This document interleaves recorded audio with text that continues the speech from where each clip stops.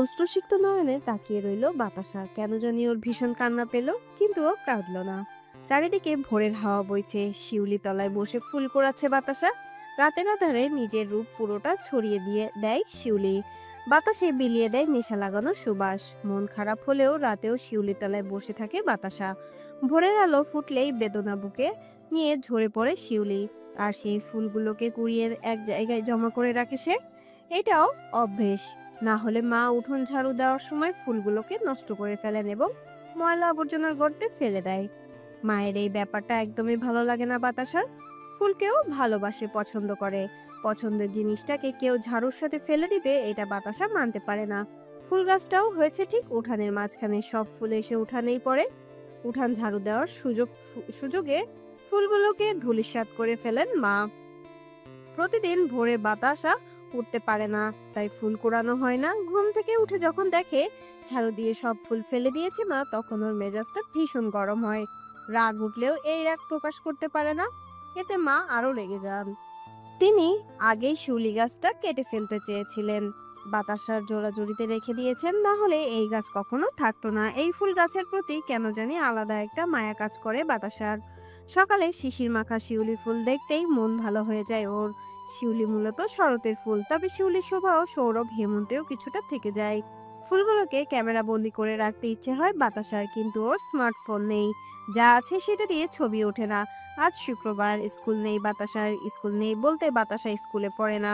সে primary স্কুলের পিয়নের চাকরি করে। কাগজপত্র আনা নেওয়া, সময় মতো বেল দেওয়া, স্যার ম্যাডামকে চা দেওয়া, এসব কাজই করে। তাছাড়া ম্যাডামদের বাচ্চা কাচ্চা দেখাশোনার কাজটাও ওকে করতে হয়, শুধু তাদের মন জুগিয়ে চলার জন্য। বাচ্চা কাচ্চা দেখে রাখা সবচেয়ে কঠিন কাজ, তাদের আবদার কখনো পূরণ করা যায় না।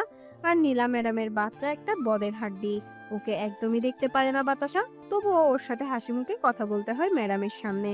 বলতে গেলে একরকম অভিনয় করতে হয়। বাতাসার রাগ হয়, এতগুলো বাচ্চা কাচ্চা রেখে চাকরি করার দরকার কি, সংসার করলেই তো হয়। আর এই ম্যাডামরা ঠিকমতো ক্লাসও করায় না, স্কুলে এসেও তাদের বাচ্চা নিয়ে পড়ে থাকে। শুক্রবারে বাতাসা শিউলি ফুলের মালা গাঁথে, আজও তাই করেছে। বাকি 6 দিন সময় পায় না, সবার আগে স্কুলে গিয়ে দরজা জানলা খুলতে হয়। হঠাৎ বাতাসা আনমনা হলো, আর কি যেন ভাবতে লাগলো, হারিয়ে গেল দূর অতীতে।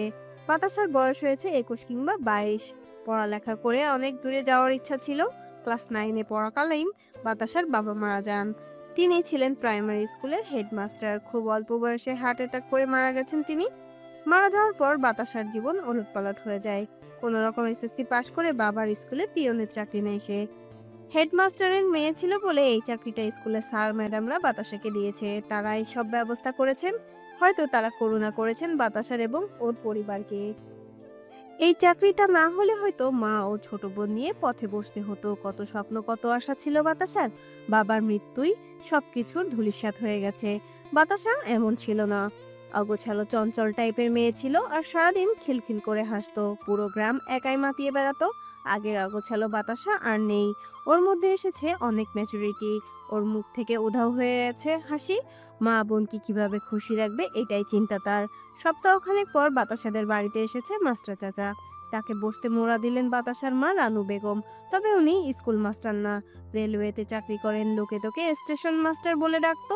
তারপর স্টেশন শব্দটা বাদ পড়ে গেল, আর উনি হয়ে গেলেন শুধু মাস্টার। ভাইজান, এতদিন পর এলেন? বললেন রানু বেগম। কাজ কামে থাকি, সময় পাই নাই। আপনি বসেন, এক কাপ চা দেই। না, চা খাবো না। যা বলতে এসেছি শোনো আগে। কি ভাইজান? নতুন একটা ঘর বানাইতেছি, বাড়িতে মেলা কাম পড়েছে। তোমার ভাবির অসুখ, কাজ কাম করতে পারে না, তুমি একটু যাইও তো।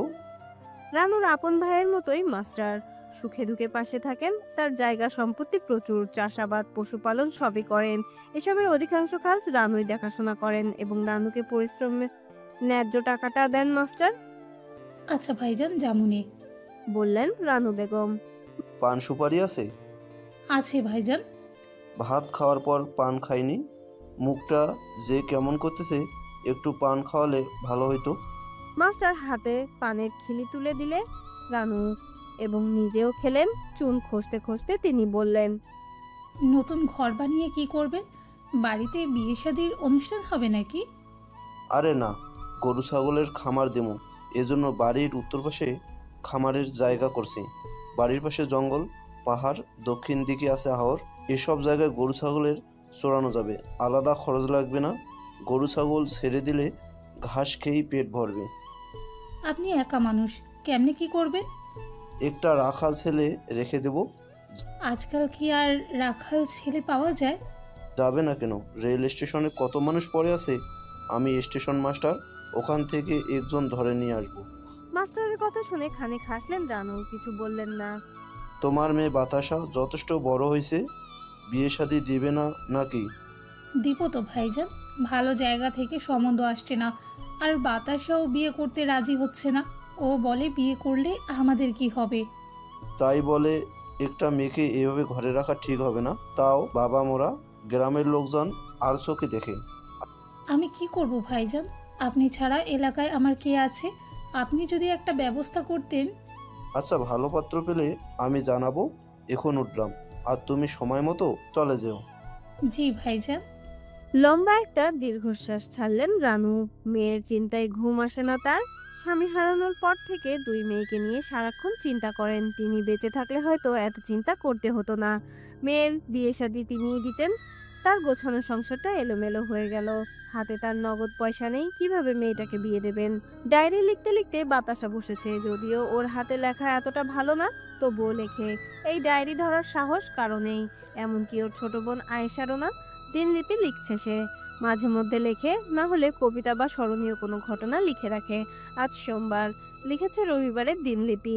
রবিবার কথাটা ডায়েরিতে লিখতেই বাতাসার শরীরটা কেমন নাড়া দিয়ে উঠল। মুহূর্তে যেন সবকিছু ভুলে গেল সে। আর দিনলিপি লিখতে ইচ্ছে হলো না। বাবা যেদিন মারা গেলেন সেদিন ছিল রবিবার। রাত তখন 1টা কিংবা 2টো। তিনি অস্বস্তি বোধ করছিলেন, ঘুমাচ্ছিলেন না, ছটফট করছিলেন আর ঘামছিলেন। বুকে হয়তো ব্যথা অনুভব করছিলেন। হঠাৎ বাতাসার মা বলে ডাক দিলেন এবং বললেন, আমার কেমন কেমন জানি লাগে। ঘুমের ঘরে বিভোর হয়ে রানু বললেন, কে এমন? কেমন লাগছে ঠিক বুঝাতে পারবো না। ধরে ধরে তাকে বাথরুমে নিয়ে গেল রানু। সেখান থেকে ফিরে এসে বললেন, পানি খাবো। রানু পানি আনার জন্য রুমের বাইরে পা রাখার আগেই শুনতে পেলেন তার স্বামীর শান্ত কণ্ঠস্বর। কই গো, বাতাসাকে ডাকো, আমার মনে হয় সময় শেষ হয়ে যাইতেছে। মা চিৎকার দিয়ে উঠলেন। ঘুম থেকে লাফিয়ে উঠল বাতাসা। মায়ের চিৎকার শুনে পাশের বাড়ি থেকে ছুটে আসলেন চাচা চাচি। দৌড়ে বাবার ঘরে পৌঁছালো বাতাসা। এতক্ষণে ছোট চাচা ও তার বউ এসে হাজির হয়েছে। তখন বাবার শ্বাস উঠে গেছে। চাচা বললেন, লা ইলাহা পড়েন ভাই। বাবা বেশ কয়েকবার কলেমা পড়ার চেষ্টা করলেন, হয়তো 1-2বার পড়েছেন। তার মুখ দিয়ে আর কথা বের হলো না, জবান বন্ধ হয়ে গেল। চাচা দৌড়ে ঘর থেকে বেরিয়ে গেলেন ডাক্তার আনতে। এতক্ষণে বাবা চোখ বুজে ফেলেছেন। মাও বাতাসা বুঝলো বাবা নেই। তখন আয়েশা অনেক ছোট, বয়স 7-8 হবে। চারিদিকে কান্নাকাটির ঢল পড়ে গেল।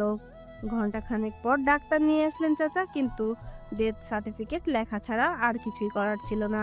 বাবার পাশে বসে কোরআন তেলাওয়াত করার সময় দুবার জ্ঞান হারিয়েছে বাতাসা। বাবার গোরস্থানে হলো বাড়ির পশ্চিম দিকে, বাঁশঝাড়ের কাছে পারিবারিক গোরস্থানে।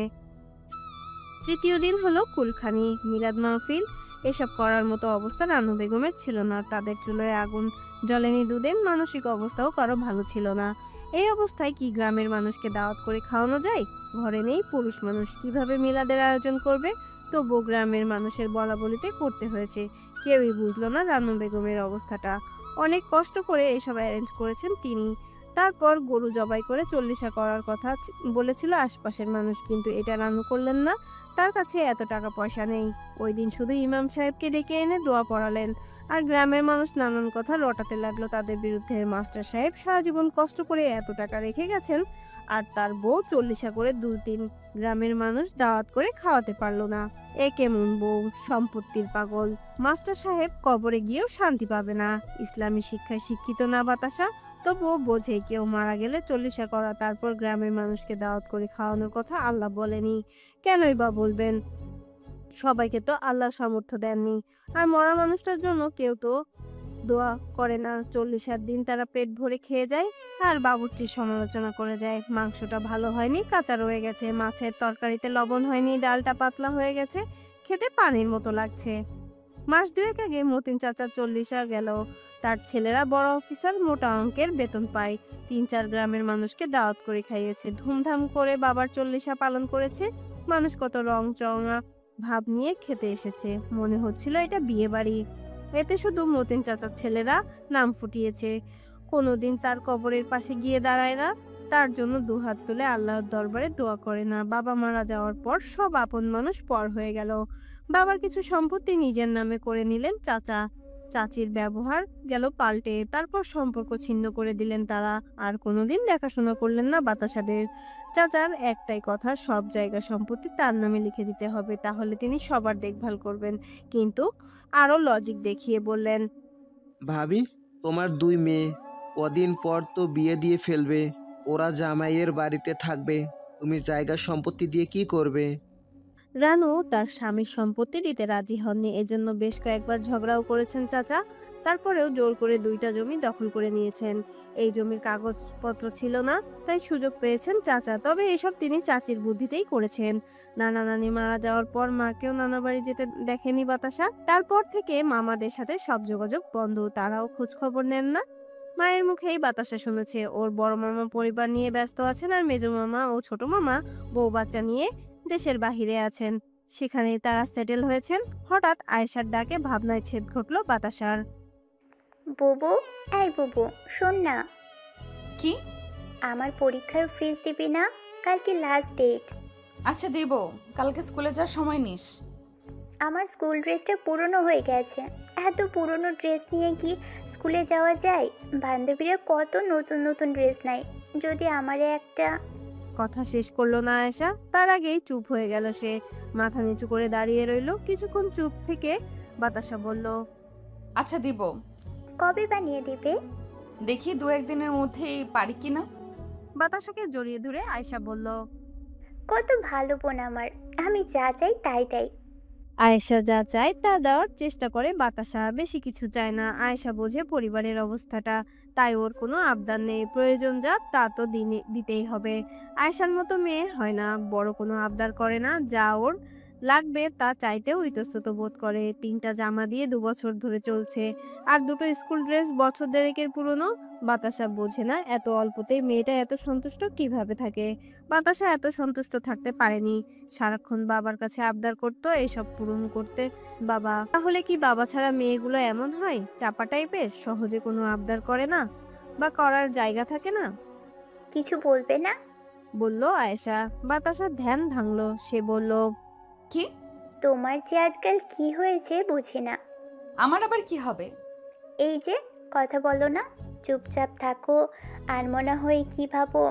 আচ্ছা, প্রেমে পড়লে নাকি মানুষের স্বভাব চরিত্র পাল্টে যায়? আমি কিভাবে জানবো? না মানে, তোমার তো জানার কথা। আজকাল তো প্রেমে চিঠি ওঠে, ভালোই পাচ্ছ। তবে রে, তুই এত পাকনা হলি কবে থেকে? আমি তো জানতাম তুই কথাই বলতে পারিস না। সেদিন তোমাকে হাবলা মানিক চিঠি দিল, সেটা টেবিলের উপর আমি পেলাম। তারপর চিঠিটা পড়তে বসলাম। পড়তে গিয়ে আমার 4-5টা দাঁত ভেঙে গেছে। এতে অসংখ্য বানান ভুল ছিল। ভুল বানান সঠিক করে পড়তে পড়তে আমি চালাক হয়ে গেছি। ওই গাধার বাচ্চা একটা বানানো লিখতে পারে না, আর আইসে প্রেমের চিঠি লিখতে। তুই বুঝিস চিঠির মানে? ও মা, না বোঝার কি আছে? চিঠির শুরুতেই লিখেছে, প্রিয় বাতাসি। বলো তো কেমনটা লাগে? নামটাই লিখতে পারে না, আসছে প্রেম করতে। কি করেই বা লিখবে? ওই হাবলা মানিক তো সারা দিন নেশা করে মদ গাঁজা কত কিছু খায়। এই মাতাল লোক যে লিখতে পারছে এটাই বেশি। জীবনে তো স্কুলের বারান্দায়ও যায়নি। তবে চিঠিটা আমি পড়িনি, পড়ে তো আমার ঘৃণা লাগে। আর চিঠিটাও আমার ঘরের জানলা দিয়ে টেবিলের উপর রেখে গেছে। কত বড় বেয়াদ্দপ! পড়নি ভালো হয়েছে, নোংরা কথা লিখেছে খচ্চর ব্যাটা। তুই পড়ে খুব ভালো করেছিস, তাই না? না মানে। আর মানে করতে হবে না, মা ডাকছে, খেতে যা। খাবো পরে, একটা অঙ্ক বুঝতেছি না, বুঝিয়ে দিয়ে যাও। বাপরে, আমি পারতাম না। কেন? ছোট বোনের অঙ্ক করে দিতে পারো না? তুমি কেমন বড় বোন? জানিস না আমি অঙ্কে কাঁচা? আর আমি যখন পড়েছি তখন এসব অঙ্ক ছিল না, অনেক সহজ ছিল। এগুলো অঙ্ক না, অন্য কিছু মাথায় আসে না। তাহলে আমি কিভাবে করব? হোমওয়ার্ক ছিল তো, করে না নিলে কান ধরিয়ে সবার সামনে দাঁড় করিয়ে রাখবে স্যার। কাল একটু তাড়াতাড়ি স্কুলে যাবি আর কারো খাতা দেখে লিখে ফেলবি। তাই করতে হবে। ভালো বুদ্ধি দিলাম না? তুমি বুদ্ধি না দিলেও আমি এটাই করতাম। আইসে বুদ্ধিমতী পারে না অঙ্ক করতে। আয়েশার কথা শুনে খানিক হাসলো বাতাসা, আর কিছু বলল না। বিকেল 4টায় স্কুল ছুটি হলো। অফিসের কাজ শেষ করে দরজা জানালা তালা দিয়ে বাড়ি ফিরতে 5টা বেজে গেল বাতাসার। স্কুলের পেছনে সর্দার বাড়ির বড় পুকুর, এখানে মাছ চাষ করা হয়। পুকুর পাড় দিয়ে সোজা তালুকদার বাড়ির রাস্তা, ওখান থেকে সোজা বাতাসাদের বাড়ি যাওয়া যায়। হয়তো মিনিট 5 লাগে বা তার চেয়ে 2-1 মিনিট বেশি। মেইন রাস্তা দিয়ে গেলে মিনিট 20 লাগে। প্রতিদিন পুকুর পাড় দিয়ে আসা যাওয়া করে বাতাসা। মেইন রাস্তা দিয়ে এত ঘুরে আসার কি দরকার? এই পুকুর পাড় দিয়ে মানিকের জন্য আসা যাওয়া করতে পারে না ও। বিকেল হলেই ওখানে বসে থাকে মানিক, সাথে ওর 2-4টা বন্ধু বান্ধব থাকে। বাতাসাকে ভাবি বলে ডাকে। প্রচুর রাগ হয় বাতাসার, মনে হয় ইচ্ছে মতো থাপড়াতে। প্রতিদিনের মতো আজও দাঁড়িয়ে আছে মানিক। বাতাসাকে দেখতে হাতের সিগারেটটা পুকুরের পানিতে ফেলে দিল, তারপর ফিটফাট হয়ে দাঁড়ানোর চেষ্টা করলো। চোখে লাগিয়েছে আবার কালো চশমা, নায়কের মতো ভাব নিচ্ছে। দেখতে ভিলেনের চেয়ে জঘন্য লাগছে। বাতাসা কাছে আসতেই বলল, কেমন আছো প্রিয়তমা? বাতাসা খানিক অবাক হলো। এই হাবলাটা শুদ্ধ ভাষায় কথা বলছে, শিখলো কার কাছে? হয়তো নতুন সিনেমা দেখেছে, আর এইসব সিনেমার ডায়লগ সব সময় ছাড়ে। বাতাসা বলল, আমি কেমন আছি সেটা জেনে তুই কি করবি? এভাবে তুই করে বলছো কেন? তুমি বললে কি হয়? তোর সাথে তুই শব্দটাও যায় না। এর চেয়ে খারাপ কোনো শব্দ থাকলে বলতাম। তুই চিঠিতে এইসব বাজে বাজে কথা লিখেছিস কেন? আজে বাজে কথা কই লিখলাম? এগুলো মনের কথা। এই দেখো আমাদের ভালোবাসার প্রমাণ। বাতাসা তাকালো। কড়ই গাছের ছাল কেটে লিখেছে মানিক প্লাস বাতাসা। বাতাসার রাগ উঠলো, হাসি পেল বটে। নিজের নামটাই ভালো করে লিখতে পারে না, লিখেছে মানিক। বাতাসা বলল, দাঁড়া এখানে, বলতো পুকুরের ওই পারে এটা কি দেখা যায়? পুকুর বরাবর মুখ করে দাঁড়ালো মানিক, তারপর বলল, কই কিছু দেখা যায় না তো। বাতাসা পেছন দিক থেকে মানিকের কোমরে একটা লাথি দিল। মানিক গিয়ে পড়লো পুকুরের পানিতে। কাক ভেজা হয়ে পুকুর থেকে উঠে এলো সে, তারপর বলল, এটা কি করলে বাতাসা? ভালোবাসি বলে যা ইচ্ছে তাই করবে? এই শীতের মধ্যে কেউ পানিতে ফেলে, তাও আবার বরফের মতন পানি। আহ কি ঠান্ডা! কাঁপছে মানিক। তার এই অবস্থা দেখে বাতাসার আনন্দ হলো, বলল, কি করব? নায়কের মতো ভাব নিচ্ছিস দেখে মনে হয় মাসখানেক ধরে গোসল করস না। ভাল্লুকের মতো লাগে, মানুষ দেখলে ভয় পাবে। এখন যেহেতু ভিজে গেছিস, গোসলটা করে নে। হায় হায়, আমার মোবাইলটাই ভিজে গেল। চশমা, আমার চশমা কই? বাতাসা বলল। পুকুরের পানিতে। আবার পুকুরে ঝাঁপ দিল মানিক চশমা তুলতে। পাশেই দাঁড়িয়েছিল মানিকের বন্ধুরা। বাতাসা ওদের দিকে চোখ তুলে তাকালো। ওরা বলল, আমাদের পানিতে ফেলবেন না ভাবি। তোরা যদি আমাকে ভাবি ডাকিস তাহলে তোরও ফেলবো। আর ডাকবো না ভাবি, এই কান ধরছি ভাবি। বাবা রে! ভয়ে ওরা দিল এক দৌড়, আর মানিক চশমা খুঁজতে লাগলো পানিতে। বাতাসাকে হঠাৎ পেছন থেকে এসে জড়িয়ে ধরলো আয়েশা, তারপর ওর গালে আলতো করে চুমু এঁকে দিল। বাতাসা বলল, কি করছিস? হঠাৎ আমার জন্য দরদ উতলে পড়লো। পড়তেই পারে। কেন পড়বে শুনি? কোনো কারণ আছে? তা তো অবশ্যই আছে। কি? বল বল। আয়েশা হাসতে হাসতে মাটিতে পড়ে গেল। হাসির জন্য কথা বলতে পারছে না কোনো রকম। বলল, আজ কিস ডে। ওরে দুষ্টু রে, কত দিবস গেল তখন তোর খেয়াল ছিল না। আজ কিস ডে সেটা মনে আছে? তুই তো আগের মতো নেই, অনেক পাকনা হয়ে গেছিস। তো কি হব? তোমার মতো গোমরা মুখ করে সারাদিন বসে থাকবো? আমি গোমরা মুখ করে বসে থাকি? হ্যাঁ, আমার সাথে কথাও বলো না। আচ্ছা বুবু, আজকে যে কিস ডে তুমি জানতে না? না। ইয়ে মানে তোমার তো জানার কথা। আমার জানার কথা? কি বলিস এসব? হাবলা মানিক বলেনি? কানের নিচে দিব একটা। ওরে যে লাথি দিয়ে পুকুরে ফেলেছিলাম তারপর থেকে আমার সামনে আসেনি। তুমি পারো বটে, এক লাথি দিয়ে বেচারের প্রেমের 12টা বাজিয়ে দিলে।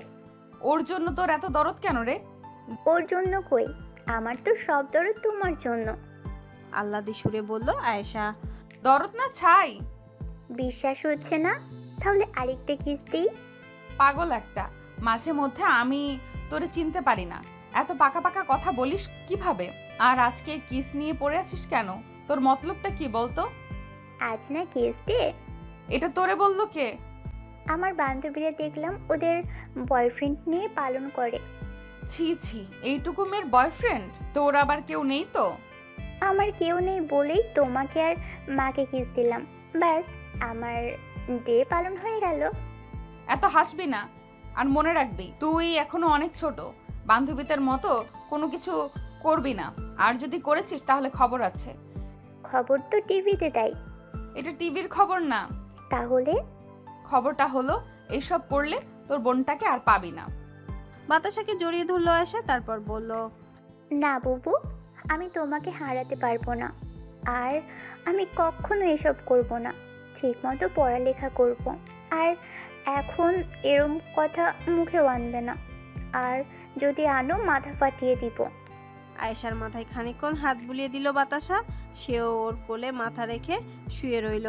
বাতাসা মাঝে মধ্যে অবাক হয়, পিচ্চি মেয়েটা হুট করে কত বড় হয়ে গেল। এখন ক্লাস 8-এ পড়ে। পিচ্চিই তো, কিন্তু ওর কথা শুনলে মনে হয় না ও পিচ্চি। বড় মানুষদের মতো কথা বলে আর সারাক্ষণ খিলখিল করে হাসে। হাসিটা ওর অভ্যাসে পরিণত হয়েছে।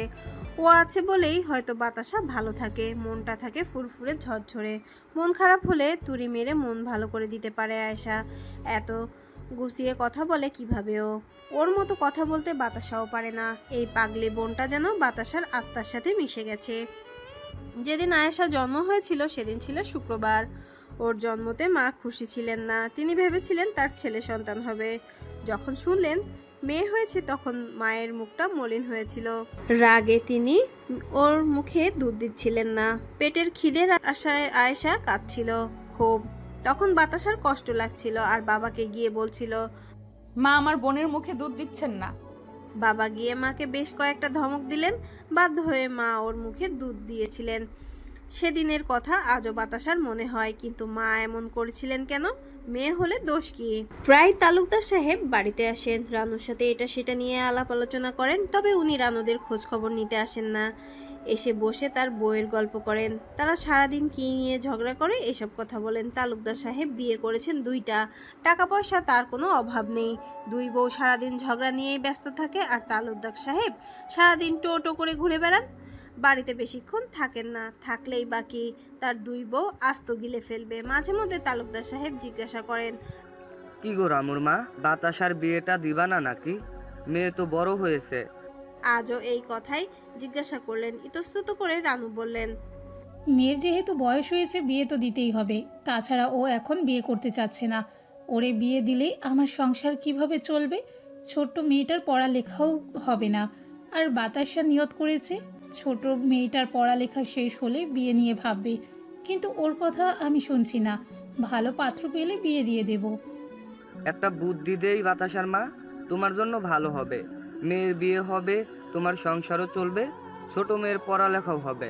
1 দিলে 2 পাখি মারতে পারবে। কি বুদ্ধি?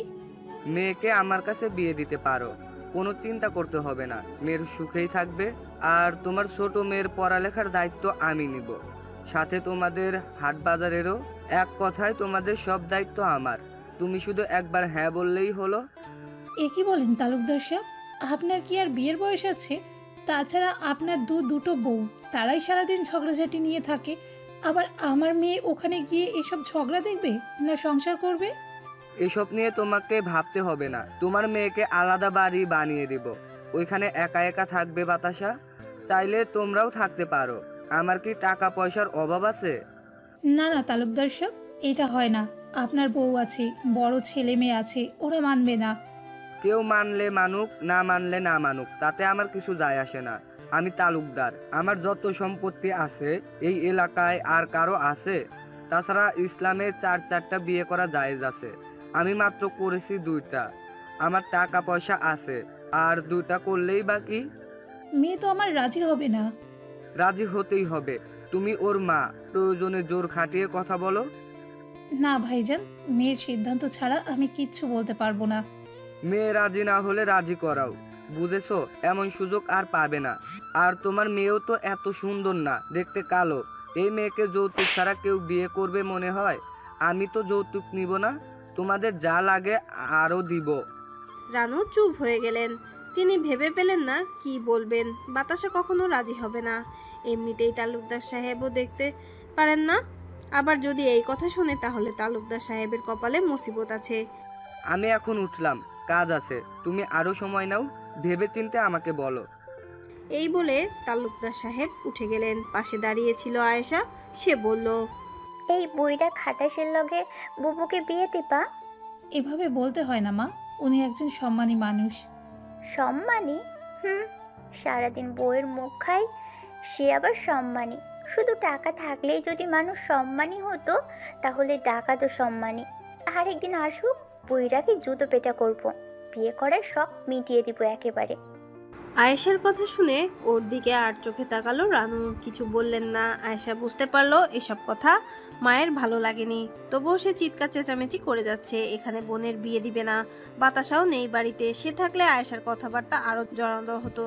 আজ স্কুলে যায়নি আয়েশা। রানু বলেছিল যেতে, কিন্তু ওর মাথা ব্যথা করছিল, কিন্তু ভালো লাগছিল না। স্কুলে যেতেই ইচ্ছে করছিল না। বারান্দায় উদাস মনে তাকিয়ে আছে সে। চারিদিকে পাখিদের কিচিরমিচির শোনা যাচ্ছে। উঠানের সামনে আম গাছে বসে আছে একটি হলুদ পাখি। এর নাম কি আয়েশা জানে না। এক নাম না জানা পাখি। পাশের বাড়িতে হই হুল্লোড় লেগেছে, ঝগড়া। ওদের কাজই এটা। রান্নাঘরে দুপুরের খাবার তৈরি করছেন মা। কখন রান্নাঘর থেকে তিনি এসে আয়েশার কাছে বসলেন ও টেরও পেল না। মায়ের গলার স্বরে আয়েশার ধ্যান ভাঙলো। তিনি বললেন, শোন, আজ যে তালুকদার সাহেব বাড়িতে এসেছিল আর বাতাসাকে বিয়ের প্রস্তাব দিয়েছিল, এসব কথা ওকে বলবি না। কেন? তোর কেন প্রশ্নের জবাব আমি দিতে পারবো না। যা করতে বলেছি তাই করবি। তুমি কি বুবুর অনুমতি ছাড়া বিয়ে দিবে? আয়েশার কথা শুনে রেগে গেলেন রানু। ধমক দিয়ে বললেন, ওখানে বিয়ে টিয়ে দিব না। বাতাসাকে বলবি না, শুনলেও রাগ করবি। আর তালুকদার সাহেবের সাথে কি না কি ব্যবহার করবে, তুই তো চিনিসই তোর বোনকে। মায়ের কথা শুনে স্বস্তি পেল আয়েশা। যাক, তাহলে এই বুইড়া ব্যাটার লগে বুবুর বিয়ে হচ্ছে না। তালুকদার সাহেব এই সপ্তাহের ভেতরে আরো 2 দিন এসেছেন। বাতাসাকে বউ করতে তার তুমুল আগ্রহ, কিন্তু রানু জানেন বাতাসা ভয়ঙ্কর রাগী। সে এসব কথা শুনলে জুতা পেটা করবে তালুকদারকে। এই বিষয়টা এখন রানুর কাছে বেমানান লাগছে। তালুকদার বয়সে তার বড় হবে আর তিনি হবেন তার শাশুড়ি মা। না, এটা কিছুতেই মানা যায় না। আর তালুকদারও উঠে পড়ে লেগেছে, রানুর পিছু ছাড়ছে না। এই খবরটা পৌঁছে গেল বাতাসার কানে। আয়েশা ছাড়া কে আর পৌঁছাবে? বেশ কয়েকদিন ধরেই তালুকদারকে খুঁজছে বাতাসা, কিন্তু পাচ্ছে না। ভয়ে আছেন রানু, মেয়েটা কি না কি করে ফেলে, পরে দুর্নাম হবে। আজ পুকুর পাড়ে মানিকের সাথে দেখা হলো বাতাসার। মানিক বলল, ওই দিন যে পুকুরে ফেলেছিলে তারপর জল উঠে গিয়েছিল, এভাবে পুকুরে কেন ফেলেছিলে? কতদিন পর তোমাকে দেখলাম। আচ্ছা, একটা প্রশ্ন করি। একটা কেন, 1000টা করো। হ্যাঁ অথবা নাতে উত্তর দিবি, আর কোনো কথা বলতে পারবি না। যদি রাজি হস তাহলে বলবো। আমি রাজি, বলো। তুই কি গু খাওয়া ছেড়ে দিয়েছিস? হ্যাঁ অথবা না। হ্যাঁ, মানে না। মানিক বোকা বনে গেল আর বাতাসা হাসতে লাগলো। মানিক একটু বোকা টাইপের, ওকে এমন প্রশ্ন করে বিভ্রান্ত করতে বাতাসার ভালো লাগে। মাথা চুলকাতে চুলকাতে মানিক বলল, এটা কি প্রশ্ন? হ্যাঁ বললেও সমস্যা, না বললেও সমস্যা, এমন প্রশ্নের উত্তর করে? বাতাসা নিজের হাসি থামিয়ে বলল, তোর দাদা কি পাগল ছিল? না, উনি ভালো মানুষ ছিলেন। এখানে আমার দাদার কথা উঠলো কেন? ভালো মানুষের ঘরে তোর বাবা আর তোর বাবার ঘরে তুই, 2 পাগল জন্ম নিল কিভাবে? মানে? তোর বাবা আমাকে বিয়ে করবে, বাড়িতে বিয়ের প্রস্তাব দিয়েছে। ওই তালুকদারকে একবার হাতের নাগালে পেয়ে নেই, তারপর বুঝাবো। আমার বাবা এই বুইড়ার কত বিয়ে করবে? এক পা কবরে চলে গেছে, আর আমার ভালোবাসার মানুষের দিকে নজর দিচ্ছে। প্রয়োজনে ওরে আমি খুন করব, তবুও বিয়ে করতে দিব না। মানিকের মাথাটা গরম করে দিল বাতাসা। এখন যেন শান্তি লাগছে বাতাসার। বাড়িতে গিয়ে ওর বাবাকে যা ইচ্ছে করুক, বড্ড বার বেড়েছে ওই তালুকদার, তাকে একটু শায়েস্তা করা দরকার।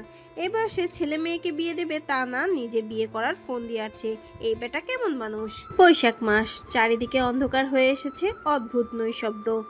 বিকেল ছাপিয়ে রাত নেমেছে। চারিদিকে শো শো করে বাতাস বইছে। হয়তো তুফান নামবে, লণ্ডভণ্ড করবে গাছপালা, ঘরবাড়ি। রাত 1টা কিংবা 2টো, ঘরের চাল নড়বড় করতে শুরু করেছে। চিরযৌবনা বৈশাখী ঝড় খেপে গিয়েছে, প্রচণ্ড বেগে ধেয়ে আসছে। ভয়ে রানুর আত্মা খাঁচা ছাড়ার উপক্রম। আয়েশা বাতাসাকে জড়িয়ে ধরে রেখেছে। খতমে ইউসুফ পড়ছেন রানু। ঘর নড়চড় করছে, ঘরের পেছনে বাঁশঝাড় ঝড়ের বেগে নুয়ে পড়ল বাঁশের চালে। আর শব্দ হচ্ছে, মনে হচ্ছে ঘরটি এখনই মাথার উপর ভেঙে পড়বে। সবাই দোয়া দুরুদ পড়ছে। গলা শুকিয়ে আসছে। উত্তর দিক থেকে শুরু হয়েছে ঝড়টা। কখন থামবে তার ইয়ত্তা নেই, নাকি কালবৈশাখীর শক্তিতে সবকিছু এলোমেলো করে দেবে। হঠাৎ জোরে একটা শব্দ হলো, আটকে উঠল বাতাসা ও আয়েশা। রানু বুঝতে পারলেন কোনো গাছের ডাল ভেঙে পড়েছে, সম্ভবত উঠোনের সামনে আম গাছের। দিন কয়েক আগে আমের মুকুল ফুটেছিল, মুকুল ফুটে আম জন্ম নিয়েছিল, আজ ভেঙে পড়লো গাছ। না, কিনা তার ডাল। মাঝে মধ্যে ঝড় বাড়ছে, বাতাসে হ্যাচকা টান দিচ্ছে। ঝড় থামতে থামতে ফজরের রক্ত হয়ে গেল। ঝড় থেমে এখন ঝিরঝিরি বৃষ্টি পড়ছে। রানুমো লম্বা একটা দীর্ঘশ্বাস ফেললেন। এই যাত্রায় বেঁচে গেলেন, ঘরটাকে যেন উড়িয়ে নিয়ে যায়নি, এতেই শুক্রিয়া। আজ রাতে কেউ ঘুমায়নি, ফজরের আজান এখনো পড়েনি, পড়লেও শোনা যাবে না। ঝড় হলে বিদ্যুৎ থাকে না। হঠাৎ শোনা গেল দরজায় ঠাস ঠাস শব্দ। ঝড়ের রাতে কেউ বিপদে পড়লো নাকি? প্রশ্ন জাগলো রানুর মনে। বাতাসা এগিয়ে গেল দরজার কাছে, জিজ্ঞাসা করলো, কে? আরে আমি কণ্ঠ বুঝতে পারলো। বাতাসা এটা মাস্টার চাচা, তিনি ছাড়া আর কেউ ওদের দেখতে আসবেন না। বিপদে আপদে উনি ছাড়া আর কেউ পাশে থাকে না। বাতাসা দরজা খুলে দিল, ছাতাটাকে বাহিরে রেখে ঘরে ঢুকলেন চাচা। রানু এগিয়ে এলেন এবং বললেন, আরে ভাইজান, আপনি? আমি খুব ভয় পাইছিলাম, এই তুফান তোমাদের ঘরটাকে রেখেছে কিনা তাই দেখতে এলাম। ইচ্ছে করেছিল আরও আগেই বেরিয়ে আসি, তুফানের এত শক্তি আর ঘন ঘন বাস পড়ছিল, তাই বেরোবার সাহস পাইনি। ঘরটাকে যে আস্ত রেখেছে এটাই আল্লাহর কাছে শুক্রিয়া। আশপাশে গাছপালা ভেঙে লণ্ডভণ্ড করে দিয়েছে, আর মিজানের ঘরটা শেষ পর্যন্ত উড়িয়ে নিয়ে গেছে। ঘরের চালটা কোথায় আছে কে জানে। ওরা এসে আমার ঘরে আশ্রয় নিয়েছে। তোমাদের নিয়ে বেশি চিন্তা ছিল। ম্লান হেসে রানু বললেন, গতকাল মিজান বলছিল ওর ঘরটা ঠিকঠাক করাবে, আর আজ তুফানে উড়িয়ে নিয়ে গেল। হায় আল্লাহ, আমাদেরকে যে রক্ষা করেছেন। আচ্ছা আমি যাই রানু, রেল স্টেশনে যাব, কাজ আছে কিছু, সাবধানে থাইকো। মাস্টার চাচা চলে যেতেই দরজাটা লাগিয়ে দিলেন রানু। মাস্টার সাহেব বেরিয়ে গেলেন। পথে ঘাটে গাছপালা ভেঙে পড়েছে, যাওয়া যাচ্ছে না। সবকিছু ডিঙিয়ে ডিঙিয়ে তিনি যাচ্ছেন। আজ ভোরে কোনো ট্রেন আসবে না, হয়তো স্টেশনটা শূন্য পড়ে আছে। রেলওয়ের অনেক কর্মকর্তা আছে, সবাই হয়তো লেপ মুড়ি দিয়ে ঘুমাচ্ছে। সকাল হলে তাদের পাওয়া যায় না, সব কিছু মাস্টার সাহেবকেই করতে হয়। তিনি পৌঁছলেন স্টেশনে। প্ল্যাটফর্ম গাছের পাতা লতা দিয়ে ভরে গেছে, এগুলো পরিষ্কার করতে হবে। স্টেশনটা একদম শূন্য, কোনো মানুষ নেই। হঠাৎ একজনের ওপর চোখ পড়লো তার। মেঝেতে শুয়ে আছে সে আর কাঁপছে। মাস্টার সাহেব এগিয়ে গেলেন, গিয়ে দেখলেন লোকটাকে। প্রথম পাগল মনে হয়েছিল, এখন দেখে মনে হয় না পাগল। 20-25 বছরের যুবক হবে হয়তো। তার সারা শরীর ভিজা, গায়ে লুঙ্গি দিয়ে ঠান্ডা আটকানোর চেষ্টা করছে। মাস্টার সাহেব জিজ্ঞাসা করলেন, তুমি কে বাবা? এখানে কি করছো? তোমার বাড়িঘর কোথায়? নাম কি তোমার? আমার কোনো নাম নেই। সবারই তো একটা নাম থাকে। হ্যাঁ থাকে, কিন্তু আমার নেই। কেন? সবার মা বাবা আছে, তারা নাম রাখে, কিন্তু আমার কেউ নেই। কে নাম রাখবে? আচ্ছা তোমাকে একটা নাম দিলাম আমি, সেটা হলো মজনু। ছেলেটা মাথা নাড়িয়ে সায় দিল, কিছু বলল না। দেখে মনে হচ্ছে খাওয়া দাওয়া ঘুম ঠিক মতো হয়নি ছেলেটার। মাস্টার সাহেব বললেন, তুমি কোথায় যাবে বাবা? এই ঝড়ের রাতে এখানে কিভাবে এলে? আমি ঢাকা থেকে এসেছি রাতের ট্রেনে। আমাকে একটা কাজ দিতে পারবেন চাচা? কাজ? বেতন দিতে হবে না, 3 বেলা খাবার দিলেই হবে। শুনে মাস্টার সাহেব খুশি হলেন। এমন একজনকেই তিনি খুঁজছিলেন। ঘরের কাজ তার শেষ হয়েছে। বেশ কয়েকটা গরু ছাগল তিনি কিনেছেন। এখন একজন রাখাল ছেলে পেলেই তার হলো। বাবা তুমি রাখালের কাজ করতে পারবে? চিন্তা করতে হবে না, তোমাকে 3 বেলা খাবার দেব, মাস শেষে বেতনও দেব। পারবো চাচা, আমার একটা মাথা গুজার ঠাই দিলেই হলো। ছেলেটাকে আর কিছু জিজ্ঞেস করলেন না। সে কে, কি মতলবে এসেছে, কেন এসেছে, তার বংশ পরিচয় কি, এসব কিচ্ছু জানার দরকার নেই মাস্টার সাহেবের। শুধু তার দরকার একজন কাজের ছেলে। মাস্টার সাহেব বুদ্ধিমান লোক, তিনি মানুষ দেখেই সবকিছু বুঝতে পারেন। এটাও বুঝতে পেরেছে ছেলেটা আর যাই হোক খারাপ না, অন্তত ভালো। হয়তো কোনো বিপদে পড়েছে এবং ছেলেটার খারাপ কোনো উদ্দেশ্য নেই। ছেলেটাকে এখন সবাই মজনু নামেই চেনে, এই নামে পরিচিত হয়েছে এলাকায়। জ্বর উঠেছে আয়েশার, ঘরে টাকা পয়সা নেই, মেয়েটার জন্য ওষুধ কিনতে পারছে না রানু। এদিকে মাসের শেষ সময়, বাতাসা বেতন পায়নি। সপ্তাহখানেক আগে কাজ করেছিলেন রানু মাস্টার সাহেবের বাড়িতে, তিনি এখনো টাকা দেননি বলতে কাজ করে আসার পর রানু টাকা চাইতে যাননি, চাইলে দিয়ে দিতেন তিনি। এতদিন মাস্টার সাহেব বাড়িতে এসে টাকা দিয়ে যেতেন। বেশ কয়েকদিন ধরে তিনি ব্যস্ত, গরু ছাগলের খামারের জন্য 100 গরু 100 ছাগল কিনেছেন। টাকা আনার জন্য মাস্টার সাহেবের বাড়ির দিকে গেলেন রানু। রাস্তায় তার সাথে দেখা হয়ে গেল। মাস্টার সাহেব রানুকে দেখে বললেন, রাস্তায় পেয়েছি, ভালোই হয়েছে। আমি এখন তোমাদের বাড়ির দিকেই যাচ্ছিলাম। আমাদের বাড়িতে যাচ্ছেন কেন? কাজটা আছে নাকি? তুমি যে ওই দিন কাজ করে আসলে, তোমার টাকাটা তো দেওয়া হয়নি। টাকা দিতেই আসলাম। এই টাকাটা রাখো, আমি গেলাম, স্টেশনে কাজ আছে। শুনলাম ভাই সাহেব আপনি নাকি একটা রাখাল ছেলে পেয়েছেন। হুম। গ্রামের মানুষ বলা বলি করতেছে আপনি নাকি এই বাচ্চাটাকে দিয়ে শিশু শ্রম করাচ্ছেন। আপনার নামে নাকি যে কোনো সময় মামলা হতে পারে। বাচ্চা? কোন বাচ্চা? রাখাল ছেলেটা। গ্রামের রাজাইরা মানুষ যা ইচ্ছা তাই বলে। ছেলেটার বয়স 25, ও বাচ্চা হয় কিভাবে? মানুষ বললে কি 25 বছরের ছেলে বাচ্চা হয়ে যাবে? উদাস দুপুর, এক নিঃসঙ্গ দিন।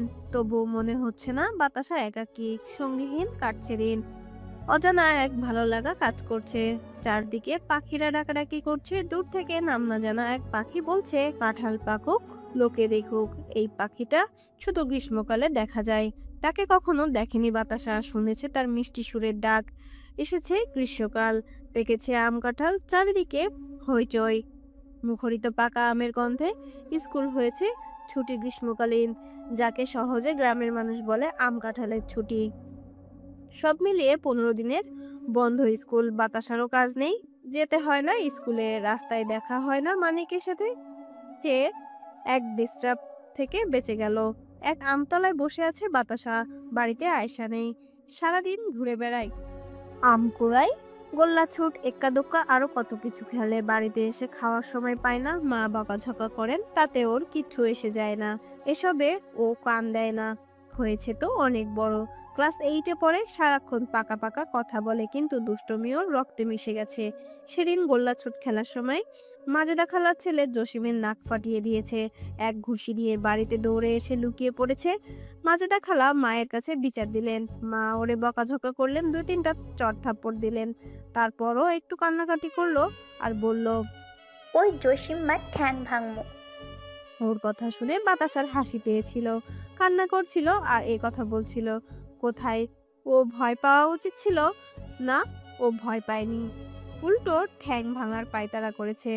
ছুটির দিনগুলো ভালোই কাটছে আয়েশার। সারাক্ষণ ঘুরে বেড়ায়। বাতাসা যে বাড়িতে একা পড়ে আছে, এদিকে ওর কোনো ভ্রুক্ষেপ নেই। দিনে রবি পশ্চিম আকাশে ঢলে পড়তে শুরু করেছে। মেঠো পথ এঁকে বেঁকে এসে বড় রাস্তায় মিশেছে। এই মেঠো পথের কোল ঘেঁষে বয়ে গেছে হাওর। হাওরের বড় রাস্তা দিয়ে মাস্টার সাহেবের বাড়ি, তারপরে বাতাসা ছোট্ট টিনের ঘর। হাওরের পূর্ব পাশে জঙ্গল, শোনা যায় ওখানে বাঘ ভাল্লুক আছে, কিন্তু দেখেনি কেউ। প্রচলিত আছে ওই জঙ্গল রাতে পাখি শিকার করতে গিয়ে 3 জন লোক ফিরে আসেনি, তারা হয়েছিল নিখোঁজ। তা কতটুকু সত্য জানে না কেউই। জঙ্গলের দক্ষিণ কোণে রয়েছে বড় একটা কড়ই গাছ। ওই গাছের নিচে বসে কে যেন উদাসীন হয়ে বাঁশি বাজায়। বাঁশির সুরে ঘরে থাকা হয় না বাতাসার। ছুটে গিয়েছে জঙ্গলে। দূর থেকে দেখেছে এক ছেলেকে, চোখ বুজে সে আনমনে বাঁশি বাজিয়ে যায়। তার আশেপাশে ঘুরঘুর করে তারই পোষ্য গরু ছাগল, সম্ভবত সে রাখাল, কিন্তু দেখতে সুদর্শন। কখনো কোনো ছেলের দিকে এভাবে তাকায়নি বাতাসা, না লেগেছে কাউকে এত সুদর্শন, না কেউ তার বাঁশির সুরে উতলা করতে পেরেছে ওর মন। খোঁজ নিয়ে দেখেছে বাতাসা ছেলেটা মাস্টার চাচার বাড়িতে থাকে। এসেছে দূর থেকে কোথা, হয়তো কোনো বিপদ আপদে পড়েছে। সব খবর এনে দিয়েছে আয়েশা। দুপুর ঘনিয়ে এলো, খাওয়া দাওয়া হয়নি বাতাসার। সবকিছু কেমন যেন ওলট পালট লাগছে, শূন্য লাগছে পৃথিবীটাকে। এমন শূন্য আগে কখনো মনে হয়নি। মৃদুমন্দা বাতাস মন প্রাণ ভরিয়ে দিচ্ছে মজনু। তার পাশে ছাগলের ছানাপোনা দৌড়াদৌড়ি করছে, ওরা যেন মজনুর খেলার সাথী। মনে অন্যরকম অনাবিল প্রশান্তি লাগলো। নিজের কাছে থাকা বাঁশিটি নিয়ে মধুর সুর তুলতে লাগলো। আগে কখনো বাঁশি বাজায়নি মজনু। যখন রাখালের কাজ নিল আর গ্রীষ্ম গরম পড়ে গেল, তখন কি আর বাঁশির সুরের মধ্যে ছাড়া মানায় তাকে? মানায় না, একদম বেমানান লাগে। রাখালদের আশেপাশে থাকে না কোনো মানুষ, শুধু থাকে গরু ছাগল, আর এদের চড়াতে হয় হাওর ও জঙ্গলে। এসব জায়গায় কি আর বন্ধু বান্ধব পাওয়া যায়? বাঁশির সুরের মধ্যে অন্যরকম মাদকতা আছে, তাই কাকতালীয়ভাবে বাঁশি হয়ে যায় রাখালদের বন্ধু। নিঃসঙ্গতার সাথী, নীরব নিরিবিলি প্রকৃতি বাঁশির সুরে আচ্ছন্ন। চারিদিকে কোলাহল মুক্ত শান্ত পরিবেশ। এই পরিবেশে যদি কেউ বাঁশির সুর তোলে, তাহলে বাঁশির সুরে পাগল হওয়া ছাড়া আর কোনো উপায় থাকে না। তেমনি হলো বাতাসার, এ যেন হৃদয় কাড়া মনোহরি সুর। বাতাসা ছুটে গেল জঙ্গলে। বাড়ি থেকে জঙ্গল বেশি দূরে না, মিনিট 10-এর রাস্তা হবে। তার মধ্যে দুপুর। গ্রীষ্মের দুপুরে মাঠে ঘাটে লোকজন থাকে না, চারিদিকে একদম ফাঁকা। খাওয়া দাওয়া করে সবাই ঘুমিয়ে পড়ে। রোদের তাপের জন্য কেউ বের হয় না। এই সুযোগে বাতাসা বের হয়ে যায়, কেউ দেখে না। বাঁশির সুরে আনমনা হয়ে গেল বাতাসা, বিভোর হয়ে শুনতে লাগলো। মনে হচ্ছে সে এই জগতে নাই, চলে গিয়েছে অন্য জগতে। এই বাঁশির সুরে কি জাদু আছে বাতাসা বুঝে উঠতে পারেনি। হঠাৎ বাঁশি বাজানো থামিয়ে দিল রাখাল ছেলে মজনু। বাতাসা ফিরে পেল ওর সদ্বিত মজনু। ওর দিকে তাকালো অদ্ভুত চাউনি। বাতাসাও তাকিয়ে রইল। দুপুর যে ঘনিয়ে আসিল, বটের ছায়ে বসিল রাখাল। আকুল হয়ে ব্যাকুল সুরে বাজাইলো বাঁশি, সুরে সুরে আওড়াইলো মনুপ্রাণ। কে বাজাইলো বাঁশি মাতাল করা সুরে? টিনে না, টিকে না যে মন, ঘরে মন সংসারে। ভরা কলসি খালি করে সে যায় নদীতে, রাখাল যে বাজায় বাঁশি তা দেখিতে। দূর থেকে রাখাল আরে আরে চায়, সে যে তাকে এত করে চায়।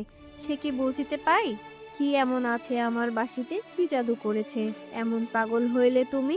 আমিও পারি না দূরে সরাতে। হঠাৎ বাতাসার ধ্যান ভাঙলো, এক ঘোরের মধ্যে হারিয়ে গিয়েছে সে। মজনু ওর দিকে তাকিয়ে রইল পলকহীন ভাবে, কথা বলল না, বাজালো না বাঁশি।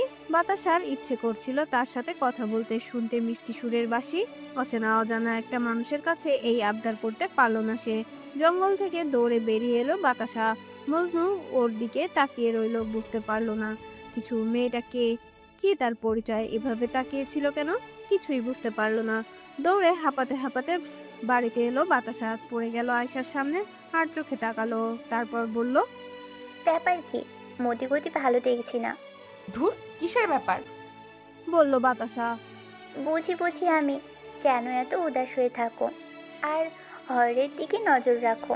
তারপর জঙ্গলের কোণে কড়ই গাছের মধ্যে, কি ঠিক বলিনি? দিব একটা। তুই এত কিছু কিভাবে জানিস? বারে, আমি জানবো না? আমি তো ছেলেটার খোঁজ খবর এনে দিলাম, আর আমি এখন তোমার পিছু পিছু গিয়েছিলাম। লজ্জায় মরে যাওয়ার উপক্রম বাতাসার। জিহ্বায় কামড় দিয়ে বলল, তুই গিয়েছিলি কেন?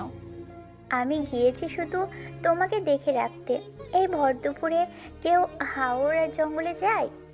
এইসব জায়গা ভালো না। যদি তোমার কিছু হতো। ইস, আমার বোনটা কত বড় হয়ে গেছে, আমাকে দেখে শুনে রাখে। রাখতেই হয়, প্রেমের রোগী তো, একটু বেশি সিরিয়াস। কখন কি হয় বিশ্বাস নেই। এই যা তো। যাচ্ছি বলে খিলখিল করে হাসে আয়েশা। বাতাসা লজ্জা পায়, ভীষণ লজ্জা। কিন্তু এই লজ্জা কিসের সে জানে না, বোঝে না, বুঝলেও বুঝতে চায় না। দুরাত ধরে ঘুম হয় না মজনুর। সেদিন মেয়েটাকে দেখার পর থেকে এমন হচ্ছে, রাতে স্বপ্ন দেখেছে ও বাঁশি বাজাচ্ছে আর মেয়েটা ওর কাঁধে মাথা রেখে বাঁশির সুর শুনছে। কিন্তু বাস্তবে এমনটা হয়নি। স্বপ্ন আর বাস্তবে আকাশ পাতাল ফারাক। এই গ্রামটা ভালো লাগে মজনুর। আগে কেন এই গ্রামে এলো না? আফসোস হয়, বড্ড আফসোস হয় মজনুর। এতদিন ঢাকা শহরে ছিল, কমলাপুর রেল স্টেশনে থাকতো সে। ওর একটা পরিচয় ছিল, টোকাই। এভাবেই দিন কাটছিল, স্টেশনে শুয়ে রাত কাটিয়ে দিত। আগে ছিল ছোট মজনু, তাই স্টেশনে থাকতে অসুবিধা হতো না। কিন্তু এখন বড় হয়েছে, স্টেশনে থাকতে পারে না। পুলিশ মারধর করে, মানুষ যাতা বলে, চোর বাটপার মনে করে। এত বড় একটা ছেলে স্টেশনে থাকে, গায়ে শক্তি আছে, সে টোকাই হবে কেন? কাজ কাম করলেই তো পারে। যখন টোকাতে যেত তখন মজনুকে মানুষ তাড়িয়ে দিত আর বলতো এত বড় ছেলে টোকাই কিভাবে হয়, নিশ্চয়ই কোনো বাজে মতলব নিয়ে এসেছে। একদিকে টোকাবে আর অন্যদিকে জিনিসপত্র চুরি করবে। মজনুর কথা কখনো কেউ বিশ্বাস করতো না, সবাই ভাবতো ও চোর। সেদিন স্টেশনের এক যাত্রীর ফোন চুরি হয়ে গেল। সেই যাত্রী রেলওয়ে পুলিশের কাছে অভিযোগ করলো, থানায় দিল জিডি। রেলওয়ে পুলিশ এসে মজনুকে ধরলো, করলো প্রচুর মারধর। কিছু চুরি হলেই সব দোষ হতো টোকাইদের। সেদিন পুলিশের মার খেয়ে ঢাকা শহর থেকে পালিয়ে এসেছিল মজনু। অভিমান করে ট্রেনের উপর উঠে বসেছিল। যেদিকে দুচোখ যায় সেদিকে যাবে, শুধু ঢাকা শহর ছাড়লেই হবে। ট্রেনের ছাদে বসা থাকাকালেই শুরু হয়েছিল কালবৈশাখী ঝড়। ঝড় থেকে বাঁচতে মাঝপথে নেমে যায় মজনু, আর দেখা হয় মাস্টার চাচার সাথে।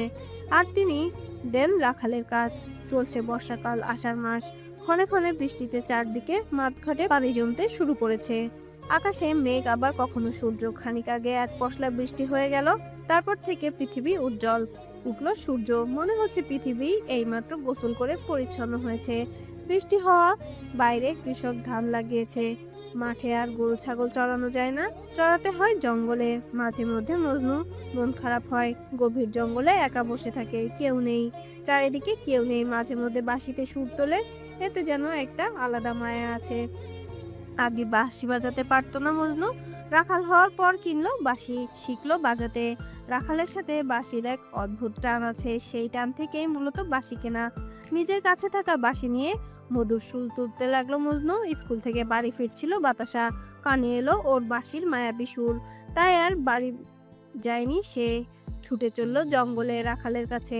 তার বাঁশির সুর শুনতে মজনুকে পাগল হয়ে খুঁজতে লাগলো বাতাসা, কিন্তু পাচ্ছে না। সে আজ একটু জঙ্গলের গভীরে। বাতাসা দ্রুত এগিয়ে গেল, জঙ্গলের গভীরে চলে গেল, আর মজনুকে দেখতে পেল। তার পেছনে দাঁড়িয়ে রইল বাতাসা। হঠাৎ উহু করে শব্দ করলো বাতাসা। বাঁশি থামিয়ে পেছনে তাকালো মজনু, দেখলো সেই মেয়েটাকে। পায়ে তার কাঁটা গেঁথেছে, কাঁটাটা বেশ বড়। পায়ের স্যান্ডেল ভেদ করে ভেতরে ঢুকেছে। কাঁটাটা খোলার চেষ্টা করছে বাতাসা, কিন্তু পারছে না, ব্যথা হচ্ছে খুব। মজনু এগিয়ে গেল, তার পা ধরে কাঁটা বের করে আনলো। বাতাসা দু একটা মৃদু চিৎকার দিল, রক্ত বের হচ্ছে ক্ষতস্থান থেকে। মজনু আশেপাশে তাকালো, দুর্বা ঘাস খুঁজে আনলো, চিবিয়ে সেগুলোকে নরম করে তার পায়ে লাগিয়ে দিল। বাতাসা বলল, বাঁশি বাজানো থামালেন কেন? পায়ে যে তার কাটা গেঁথেছে সেদিকে ওর কোনো ভ্রুক্ষেপ নেই। মজনু বলল, আপনার জন্য। আমি তো থামতে বলিনি। গম্ভীর মুখে মজনু বলল, আপনি আর এখানে আসবেন না, লোকে দেখলে বাজে কথা বলবে। বলুক, তাতে আমার কিছু যায় আসে না। আচ্ছা, আপনি কে, কোথা থেকে এলেন? আগে তো দেখিনি। আমি কে সেটা আমি জানি না। মাস্টার চাচা নাম দিয়েছেন মজনু, আপাতত আমি মজনু। এতদিন ঢাকায় ছিলাম, দেখবেন কিভাবে। কি উদ্ভট কথাবার্তা। আচ্ছা আপনি এখন যান, সন্ধ্যা হয়ে যাচ্ছে। আপনার সাথে আমার কথা শেষ হয়নি। আর কি বলবেন? আমি প্রায়ই আপনাকে দেখতে জঙ্গলে আসি, আপনিও আমার দিকে তাকিয়ে থাকেন। মাঝে মধ্যে মনে হয় পৃথিবী ভর্তি কথা জমা রয়ে গেছে, কিন্তু এখন আপনার ব্যবহার দেখে আর কিছু বলতে ইচ্ছে করছে না। আমি কি খারাপ ব্যবহার করেছি? হ্যাঁ করেছেন। না করিনি, আমি যা বলেছি আপনার ভালোর জন্য। আমার ভালো? হ্যাঁ, আর আপনি কখনো আমার সাথে দেখা করতে আসবেন না। আপনি যা চান তা কখনো সম্ভব হবে না। কেন হবে না? আপনি আমার পরিচয় জানেন না, জানলে ঘৃণা করবেন। কি আপনার পরিচয়? তাহলে বলি শুনুন। আমার কোনো নাম নাই, কারণ আমার মা বাবা জন্মের পর আমার নাম রাখেনি। আমার জন্ম হয়েছে ফুটপাতে এক পাগল মহিলার গর্ভে। আমি জানি না আমার বাবাকে কোন জানোয়ার পাগল মহিলার সাথে এমন করছে, আর তার গর্ভে আমাকে রেখে গেছে। মানুষ কতটা নিচু হলে পাগলের সাথে এমন করতে পারে? ছি, আমার জন্ম হলো, মা আমার পাগল, বোঝে না কিছু। বাচ্চা জন্ম হলে যে একটা নাম রাখতে হয় সেটাও হয়তো এই পাগল মহিলা জানতো না। তবু সে আমাকে আগলে রেখেছে দীর্ঘ 9টা বছর, কিন্তু আমাকে কখনো একবেলা ভাত দিতে পারেনি সে। 3 বছর পর্যন্ত তার বুকের দুধ খেলাম, তারপর মানুষের কাছ থেকে চেয়ে চেয়ে আর ভিক্ষা করে খেতে হয়েছে। সব সময় খাবার পাইনি, না খেয়ে থাকতে হয়েছে। বয়স যখন 7 কিংবা 8, তখন থেকে আমি টোকাই, থাকি রেল স্টেশনে। তারপর আরও 1-2 বছর কেটে গেল, আমি বুঝতে পারলাম আমি এক পাগল মহিলার ঘরে জন্ম নিয়েছি। আমার কোনো নাম নেই, নেই কোনো পিতৃ পরিচয়। মানুষের লাথি উষ্টা খেয়ে বড় হচ্ছিলাম। একদিন মা অসুস্থ হয়ে গেলেন, শুয়ে রইলেন রেল লাইনে। আমি তখন টোকাতে ব্যস্ত। সন্ধ্যা স্টেশনে এসে দেখি তার কাটালাশ পড়ে আছে। মানুষের মুখে শুনলাম মা রেল লাইনে শুয়েছিল, আর ট্রেন তাকে কেটে 2 টুকরো করে গেছে। যেদিন মা মারা যায় সেদিন আমি কাঁদিনি, আমার চোখে পানি আসেনি। তার লাশটা পুলিশ নিয়ে যায়, কি করছে, কোথায় কবর দিচ্ছে আমি জানি না। আমি তো মানুষের কাতারেই পড়ি না। মায়ের লাশ দেখার পর যে ছেলের চোখে পানি আসে না, সে ছেলে মানুষ হয় কিভাবে? এটাই কি জীবন? দুঃখ কষ্ট ছাড়া আর কিছু দিতে পারে না। আমি যদি মানুষ হতাম তাহলে আমার মা বাবা থাকতো, সুন্দর একটা ফ্যামিলি আমার হতো। আমি স্কুলে পড়তাম, খেলতাম, বন্ধু বান্ধব নিয়ে আড্ডা দিতাম। আমি এসব কিছুই করতে পারি না। এখন সারাদিন জঙ্গলে গরু ছাগল চড়াই, ওদের সাথেই আমাকে মানায়। মনে হয় না এটা আমি, আমাকে ওদের মতো পশু মনে হয়। তাই আপনাকে বলছি, আপনি আমার থেকে দূরে থাকুন। কিছু বলার ভাষা পেল না বাতাসা। এমন জীবনেও মানুষের হয় জানা ছিল না ওর। সকালে না খেয়ে স্কুলে চলে গেছে আয়েশা। রাগ করেছে ও, তাই খায়নি।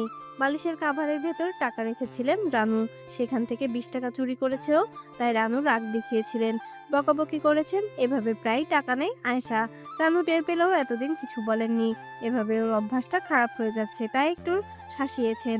কিন্তু কে শোনে কার কথা? সে মায়ের মুখের ওপর কথা বলে ধুমধাম স্কুল ব্যাগ নিয়ে ঘর থেকে বেরিয়ে গেল। রানু পিছু পিছু ডাকলেন, শুনলো না, খেলোও না। উঠোনে বসে লাকড়ি কাটছিলেন রানু। তার আশেপাশে অনেক খড়কুটা রান্নার জন্য সংগ্রহ করে এনেছেন তিনি। হঠাৎ মেম্বার ও মাতবর সাহেবের গলার আওয়াজ শুনে ভড়কে গেলেন তিনি। মাতবর সাহেব খুব কঠিন লোক, তার বিচার ব্যবস্থা আরো কঠিন। গ্রামের সব মানুষ তাকে ভয় পায়। আচমকা তার আশা দেখে ভয় পেয়ে গেলেন রানু। মনে করলেন আয়েশা কোনো কাণ্ড ঘটিয়েছেন কিনা। ওরে তো বিশ্বাস নেই। তারা দুজন আসলেন, রানু মোড়া পেতে দিলেন। তারা বসলেন এবং রানুকে মাতবর সাহেব বললেন, কেমন আছেন? কি অবস্থা তোমার সংসারের? ইতস্তত করে রানু বললেন, আপনাদের দোয়ায় ভালো আছি আলহামদুলিল্লাহ। তো কি মনে করে গরিবের বাড়িতে আসলেন? ভাই তো অনেকদিন আগেই মারা গেছেন। তোমাদের দেখাশোনা করার মতো কেউ নেই, ঘরে পুরুষ মানুষ নাই।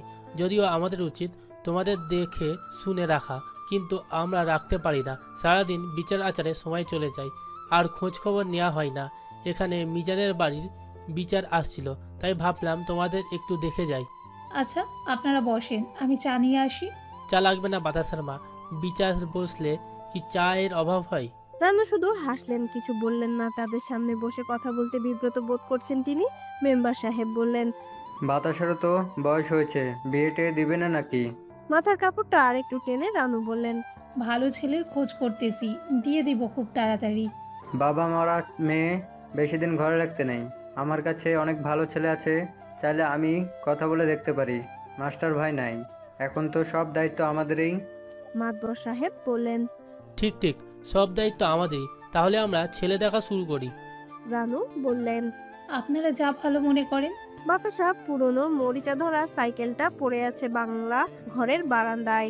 ঘরটা বাড়ির পূর্ব দিকে অবস্থিত। একসময় ওই ঘরে গরু, খড়কুটো আর লাকড়ি রাখা হতো। এখন ঘরটা খালি পড়ে আছে। প্রায় সাইকেলটাকে গামছা দিয়ে মুছে ধুলোবালি পরিষ্কার করে রাখে বাতাসা। সাইকেলটা ওকে বাবা কিনে দিয়েছিলেন। সেদিন জেএসসি পরীক্ষায় A+ পেয়েছিল বাতাসা, আর বাবার কাছে আবদার করেছিল সাইকেল কিনে দিতে। বাবা দিয়েছিলেন, ওর কথা রেখেছিলেন। সেদিন ভীষণ খুশি হয়েছিল বাতাসা। সাইকেল নিয়ে রোজ স্কুলে যেত। বাতাসার সাইকেল চালানো দেখে গ্রামের মানুষ কেমন যেন আর চোখে তাকাতো। এলাকার ছেলেরা নানান কথা বলতো। সেদিন মা আর বাবার ঝগড়া হয়েছিল। মা বাবাকে বলেছিলেন, যে করেই হোক তোমার মেয়ের সাইকেল চালানো বন্ধ করো। এলাকায় আমরা মুখ দেখাবো কি করে? আর না হলে আমি এই বাড়িতে থাকবো না। বাবা বলেছিলেন, আহা, এটা নিয়ে এত মাথা ঘামানোর কি আছে? মেয়ে এখনো ছোট। 2 দিন পর মেয়ের বিয়ে দিতে হবে, আর মেয়ে এখনো ছোট। ওরে থামাও, পরে দেখবি যে বদনাম রটে যাবে, মেয়ের বিয়ে দিতে পারবে না। বাতাসার বাবার ইচ্ছা ছিল তার মেয়ে পড়াশোনা করবে, অন্তত পক্ষে বিএ পাশ করবে। কিছুই হলো না। তার আগেই তিনি না ফেরার দেশে চলে গেলেন। চারিদিকে হাওয়া বইছে, এক অদ্ভুত বিষণ্ণ হাওয়া। বাতাসার চুলগুলো এলোমেলো করে দিচ্ছে, মুখের উপরে এসে পড়ছে। মুখ থেকে বাতাসা চুলগুলোকে সরিয়ে নিচ্ছে। বারবার আচমকা হাওয়ায় চুলগুলো সামনে এসে যাচ্ছে। খোপা না বাঁধলে এই চুল থামবে না, উড়োউড়ি করবেই, মুখের ওপর আসবেই। বাতাসা খোপা বাঁধলো না, মুখ থেকে চুলগুলো সরালো না। ওর পুরো মুখ ঢেকে দিয়েছে দীঘল কালো চুলে। বাতাসার কান্না পেল খুব, কিন্তু ও কাঁদলো না, নিজেকে সামলে নিল। মজনুর কথা ভাবতে ভাবতে দীর্ঘ সময় কেটে গেল। ভাবনা শেষ হলো না। এই তুচ্ছ কারণে ভালোবাসার মানুষকে ছেড়ে দিতে পারে না বাতাসা। যেভাবেই হোক তাকে আঁকড়ে ধরে রাখতে চায় সে। কাউকে ভালোবাসলে পৃথিবীর সব কারণ তুচ্ছ হয়ে যায়। তাকে যেভাবেই হোক পেতে ইচ্ছে করে, বড় কোনো কারণও তুচ্ছ করে ফেলতে ইচ্ছে করে। পৃথিবী উল্টে গেলেও ভালোবাসার মানুষের কাছে সবকিছু তুচ্ছ লাগে, সেই সবচেয়ে দামি হয়ে যায়। কাউকে আপন করে পেতে হলে অনেক নিয়ম ভাঙতে হয়, অনিয়মকে নিয়ম করতে হয়। বাতাসাও তাই করবে, ছেড়ে দেবে না তার পছন্দের মানুষটাকে। অনেকদিন ধরে ডায়েরি লিখে না সে। অনুভূতিগুলো জমে গাঢ় হয়ে গেছে। অনুভূতি প্রকাশ করা যায়, লিখে রাখতে ইচ্ছে হলেও লিখতে মন চায় না। অনুভূতি অনুভব করলেই ভালো লাগে। ডায়েরিটা কেমন যেন ফাঁকা ফাঁকা লাগছে, কিছু লেখা নেই। বাতাসা লিখতে বসলো, কি লিখবে ভেবে পেল না। কিছু লাইন আওড়াতে থাকলো, তারপর লিখলো, হে মিলনের বাঁশিওয়ালা, বাজায় বাঁশি সুরে সুরে, তার সুর বড়ই মধুর, সব ভুলে যেতে ইচ্ছে করে, পথ ভুলে হারাতে মন চায় বাঁশির এই সুরে। ছন্দটা লিখে ডায়েরিটা গুছিয়ে রাখলো বাতাসা। মনে হয়নি ওর লাইনগুলো মিলেছে, হয়নি ছন্দ, কেমন অগোছালো এলোমেলো লাগে। আয়েশার ডাকে ধ্যান ভাঙলো বাতাসা, বলল, মা ডাকছে। কেন? রাত হয়েছে, খাবে না? ঘুমাবে কখন? এভাবে বসে থাকলে হবে? এত কথা বলিস না তো। তোমার কি হয়েছে বুবু? কই কিছু হয়নি। মিথ্যা বলো না তো, কিছু তো একটা হয়েছে। তোমাকে দেখতে মনমরা লাগছে, মুখটা কেমন ফ্যাকাশে হয়ে আছে। কিছু হয়নি, এমনি। বুঝি বুঝি, এ তো এত লুকিও না, আমাকে বললে কি হয়? এখান থেকে যাবি নাকি কানের নিচে দিব একটা? যাবো না, মারতে ইচ্ছে করলো মারো। ইস, এত পাকামো করিস না, ভাল লাগে না কিছু। এখন যা, পরে আসিস। আয়েশা চলে গিয়েও থেমে গেল, তারপর বলল, একটা কথা বলি? বল। সামনেই পরীক্ষা, ইংরেজি গণিত কিচ্ছু পারি না, সবাই প্রাইভেট পড়তেছে, আমি পড়বো, কিছু টাকা দিবা? এই কথা বলতে এত ভনিতা করতে হয়? আচ্ছা পর, টাকা দিব। দৌড়ে গিয়ে বাতাসাকে জড়িয়ে ধরলো আয়েশা, বলল, আমার বুবুটা কত ভালো। এত দরদ দেখাতে হবে না, পর গিয়ে। সারাদিন পর পর পর একটাই কথা, কোনো দিনও মাটিতে এমনভাবে পড়বো আর উঠবো না। মহাশূন্য থেকে ভেসে আসা এক টুকরো বিষণ্ণতা কেড়ে নেয় সব সুখ। এ যেন ভালো না থাকার দুর্ভিক্ষ, বুক জুড়ে পুরনো অসুখ। ভালো থাকতে পারছে না বাতাসা, ঘুমোতে পারছে না, খেতে পারছে না, কোথাও যেতে পারছে না, দম বন্ধ লাগছে, নিঃশ্বাস নিতে কষ্ট হচ্ছে। একটা মানুষের জন্য এই দুরূহ অবস্থা ওর। মন খারাপ হচ্ছে বাতাসার, সবকিছু শূন্য লাগছে। মহাশূন্য সমান শূন্যতা নিয়ে এই পৃথিবীর বুকে প্রিয় মানুষটাকে খুঁজছে সে, যার সাথে কথা বলতে পারে অকপটে, খুচরা পয়সার মতন জমা রাখতে পারে নিজেকে। আশেপাশে কত মানুষ, তবুও সে কেমন যেন প্রাণহীন, বন্ধু বান্ধব বিহীন। ভালো লাগে না, কিছু ভালো লাগে না ওর। সবকিছু ছেড়ে ছুড়ে পালিয়ে যেতে ইচ্ছে করে মহাসমুদ্রের তলদেশ কিংবা আকাশে, যেতে ইচ্ছে করে দূর পাহাড়ির দেশে, বসে থাকতে ইচ্ছে করে পাহাড়ের চূড়ায়। ওখানে বসে ভাবতে ভালো লাগে, যদি যেতে পারতো। আফসোস হয়, একাকিত্ব ভয়ঙ্কর এক জিনিস। সব ঠিকঠাক থাকে, কিন্তু হঠাৎ সবকিছু ওলট পালট করে দেয়। অস্থিরতা, শূন্যতা ভালো থাকা কেড়ে নেয়। শ্বাস নিয়ে কষ্ট হয়, কিছু দীর্ঘশ্বাস বুকে জমা হয়। একটু অক্সিজেনের জন্য দীর্ঘশ্বাসগুলো হাঁপাতে থাকে, কিন্তু দীর্ঘশ্বাস কখনো অক্সিজেন পায় না। মন খারাপ নিয়েই থাকতে হয়। অনুভূতি প্রকাশ করতে না পারার কষ্ট অনেক গভীর হয়, যা সবাই বুঝে না। প্রিয় মানুষটিকে ভালোবাসি বলতে না পারা, তাকে ছাড়া চলছে না, দিন যাচ্ছে না, সময় ফুরাচ্ছে না, সবকিছু এলোমেলো অগোছালো লাগছে। তাকে আর বলা হয় না, অভিমান হয় খুব, কিন্তু অভিমান প্রকাশ করা যায় না। ইদানিং ভোরবেলা উঠে শিউলি ফুল কুড়ায় না বাতাসা, ফুল কুড়ানো ওর ভালো লাগতো, কিন্তু এখন আর লাগে না। কাকতালীয় কিছু ঘটনা অনেক শখের জিনিস কেড়ে নেয়, এগুলো আর করতে ভালো লাগে না। সকাল 9টা হয়েছে, আয়েশা প্রাইভেট যাবে, তারপর স্কুলে। দুই বোন একসাথেই বাড়ি থেকে বের হয়েছে। আয়েশার হাতে প্রাইভেটের টাকা দিয়ে বাতাসা চাবির গোছা নিয়ে স্কুলে ঢুকে গেল। কিছু ছাত্রছাত্রী এসেছে, দাঁড়িয়েছে। স্কুলের দরজা বন্ধ, তাই ঢুকতে পারছে না। বাতাসা তালা খুলে দিল। সবাই হুমড়ি খেয়ে ক্লাসে ঢুকে পড়লো। ক্লাস শুরু হয়ে গেল। ক্লাসের নির্ধারিত সময় শেষ হওয়ার পর ঘন্টা দিল সে। সব সময় অফিসে কাজ থাকে না, ঘন্টা দেয়া ছাড়া। কিছু সময় অবসর পায় বাতাসা, ওই সময় সে হারিয়ে যায়, ভাবতে থাকে অতীত, বর্তমান, ভবিষ্যৎ নিয়ে। অগোছালো এলোমেলো জীবন। বাতাসার এমন জীবন হবে ও ভাবেনি। বাবা থাকতে কতই ভালো ছিল সে, রানী হয়ে থাকতো ঘরে। বাবা বলতেন, আমার মেয়ে লেখাপড়া করবে, বড় হবে, রাজপুত্রের মতো ছেলে দেখে ধুমধাম করে বিয়ে দেব। মেয়ে কি আমার রাজরানীর চেয়ে কম? কোথায় গেল রাজ্য আর কোথায় গেল রাজপুত্র? বাবা মরার পর রানীটাও দাসীর মতো হয়ে গেল। পড়ালেখা আর করতে পারলো না। বাতাসার কোনো স্বাদ আহ্লাদ পূরণ হয়নি, হয়তো হবেও না। বাবা নেই, এর মানে ছায়া নেই। চৈত্র মাসে পাতাহীন মৃত বটের ছায়ায় বসে থাকা রাখাল আর বাবা ছাড়া সন্তান সন্ততি দুটোই সমান। ইদানিং একটু ভেঙে পড়েছেন রানু, দুশ্চিন্তা তাকে কুড়ে কুড়ে খাচ্ছে। প্রেশারটা বেড়েছে, মাথা ধরেছে ভীষণ। বিছানা থেকে উঠে দাঁড়াতে পারে না।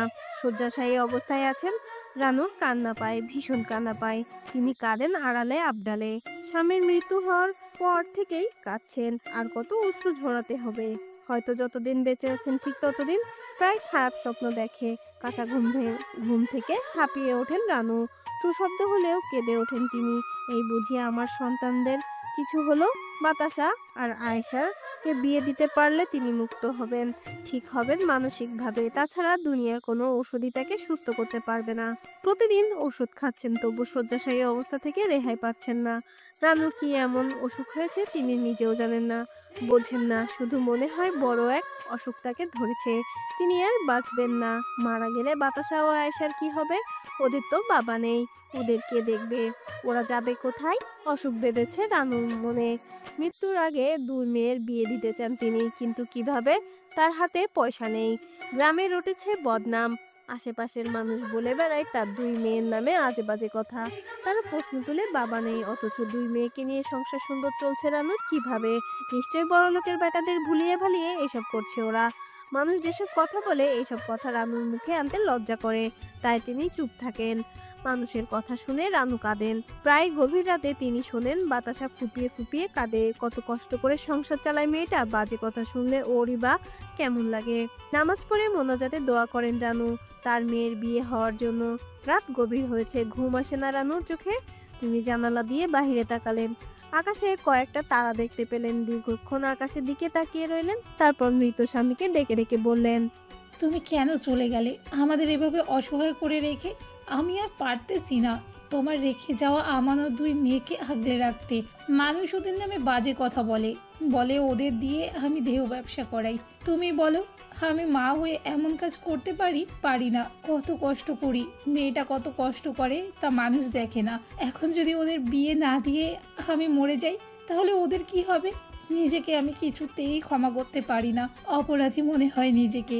মা হয়ে মেয়েদের জন্য কিছুই করতে পারলাম না। আমি মরে যাইতাম, তুমি থেকে যেতে পারতে। তুমি মরে গেলে কেন? এক শ্বাসে কথাগুলো বলে শেষ করেন রানু।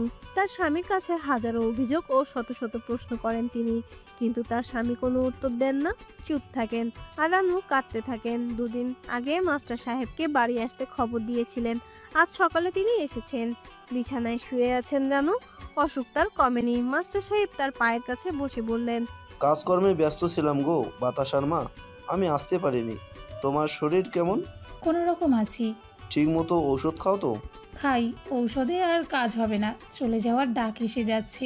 তো কি জন্য খবর দিয়েছিলে? আপনাকে তো বলেছিলাম বাতাসের জন্য ছেলে দেখতে, দেখেছিলেন? দুইটা ছেলে পেয়েছিলাম, কিন্তু তোমার মেয়ের নামে লোকে যে কথাবার্তা বলে, লোকে কিভাবে বিয়ে নিব? ওরা আসছিল গ্রামের খোঁজখবর নিতে, মানুষের মুখে এসব কথা শুনে চলে গেছে। ওদের কাছে আমার মুখ আরো ছোট হয়েছে। চোখে পানি মুছে রানু বললেন, এখন কি উপায় ভাই সাহেব? আর কোনো উপায় নেই। এই গ্রামে থাকলে বাতাসা আর আয়েশার বিয়ে কোনোদিন হবে না। দূর দূরান্তে ওদের বিয়ে দিতে হবে, প্রয়োজনে এই এলাকা ছাড়তে হবে। এখানে মানুষ পশুর চেয়েও নিকৃষ্ট। এই গ্রাম ছাড়লে কিভাবে হবে? আমরা থাকবো কোথায়, খাবো কি? বাতাসার বাবা আমার ভালো বন্ধু ছিল, বিপদে আপদে মাস্টার ভাইকে পাশে পেয়েছি।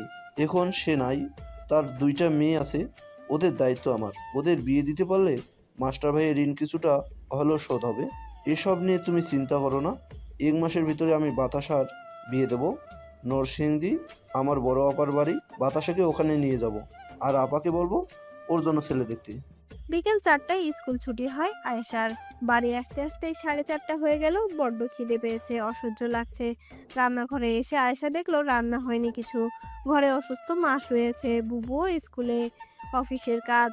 দরজা জানলা বন্ধ করে আসতে হয়তো সন্ধ্যা হবে। আয়েশার মাথা গরম হয়ে গেল। এখন রান্না করে খেতে হবে। কখন রান্না করবে আর কখন খাবে? এখন ইচ্ছে করছে ঘরের সবকিছু ভেঙে চুরে টুকরো টুকরো করে দিতে। অসুস্থ মায়ের দিকে তাকিয়েও রাগ মাটি হয়ে গেল। তারপর চুলায় ভাত বসিয়ে আলু ভর্তা করলো। গরম ভাত আলু ভর্তা দিয়ে খেলো। তারপর মাকে খাইয়ে দিল। তুমি নামক অসুখে ঘিরে রাখে আমায়, তোমার জন্য পাগল পাড়া এই মন। দিশেহারা ছন্ন ছাড়া হয়ে খুঁজি তোমায় সারাক্ষণ। তোমায় খুঁজে আকুল আমি, ব্যথিত এই মন। তোমায় খুঁজে ক্লান্ত আমি, শান্ত আমি বিভোর সারাক্ষণ। তবুও তোমায় খুঁজে যাই, যদি পাই দেখা। তোমায় না পেয়ে জানি না কি হয়, যদি হারাতে হয় শেষবেলা একা একা। আষাঢ়ের চারিদিকে পানি থই থই করছে। নদীনালা, খাল, বিল, পুকুর ডোবা কানায় কানায় ভরে উঠেছে। বিলে বিলে হেলেঞ্চা ও কলমিলতার সমারোহ দেখা যায়। আরও দেখা যায় জাতীয় ফুল শাপলার সমারোহ, কেয়া, কামিনী, জুই, গন্ধরাজ প্রভৃতি সুগন্ধি ফুল প্রস্ফুটিত হচ্ছে। বাতাসার চোখের কোণে পানি, কান্না পাচ্ছে ভীষণ। নেমেছে আষাঢ়ের ঝুম বৃষ্টি, মনে হচ্ছে মন খারাপের সাথে আকাশের ভীষণ মিল। তাই সাথে সাথে মেঘ ডেকেছে, নেমেছে বৃষ্টি। জানালা দিয়ে বাতাসা বৃষ্টি পরশ দিচ্ছে। মন খারাপেও এক অদ্ভুত ভালো লাগা কাজ করছে। টিনের চালে বৃষ্টি ফোটায় ঝমঝম শব্দ করে, আর এই শব্দ মনে হচ্ছে মেঘেরা কবিতা আবৃত্তি করছে। বিরহের কবিতা, ভালোবাসার কবিতা। কাগজের আবিষ্কারের পূর্বে মানুষ প্রেমের কবিতা লিখে রেখেছে মনের আকাশে। সেই ভালোবাসার কবিতা এই বৃষ্টি, এই ভরা বর্ষা। কথাটি বলছেন মহাদেব সাহা। আজ মনে হচ্ছে তার কথা সত্য, তিনি সঠিক কথা লিখেছেন। তার এই কথাটা অনুভব করতে পারছে বাতাসা। জীবনটা এমন কেন, ভাবলো বাতাসা। ক্ষণিকের জন্য পৃথিবীতে এসে আমরা এক অদৃশ্য মায়ায় আটকে পড়ি।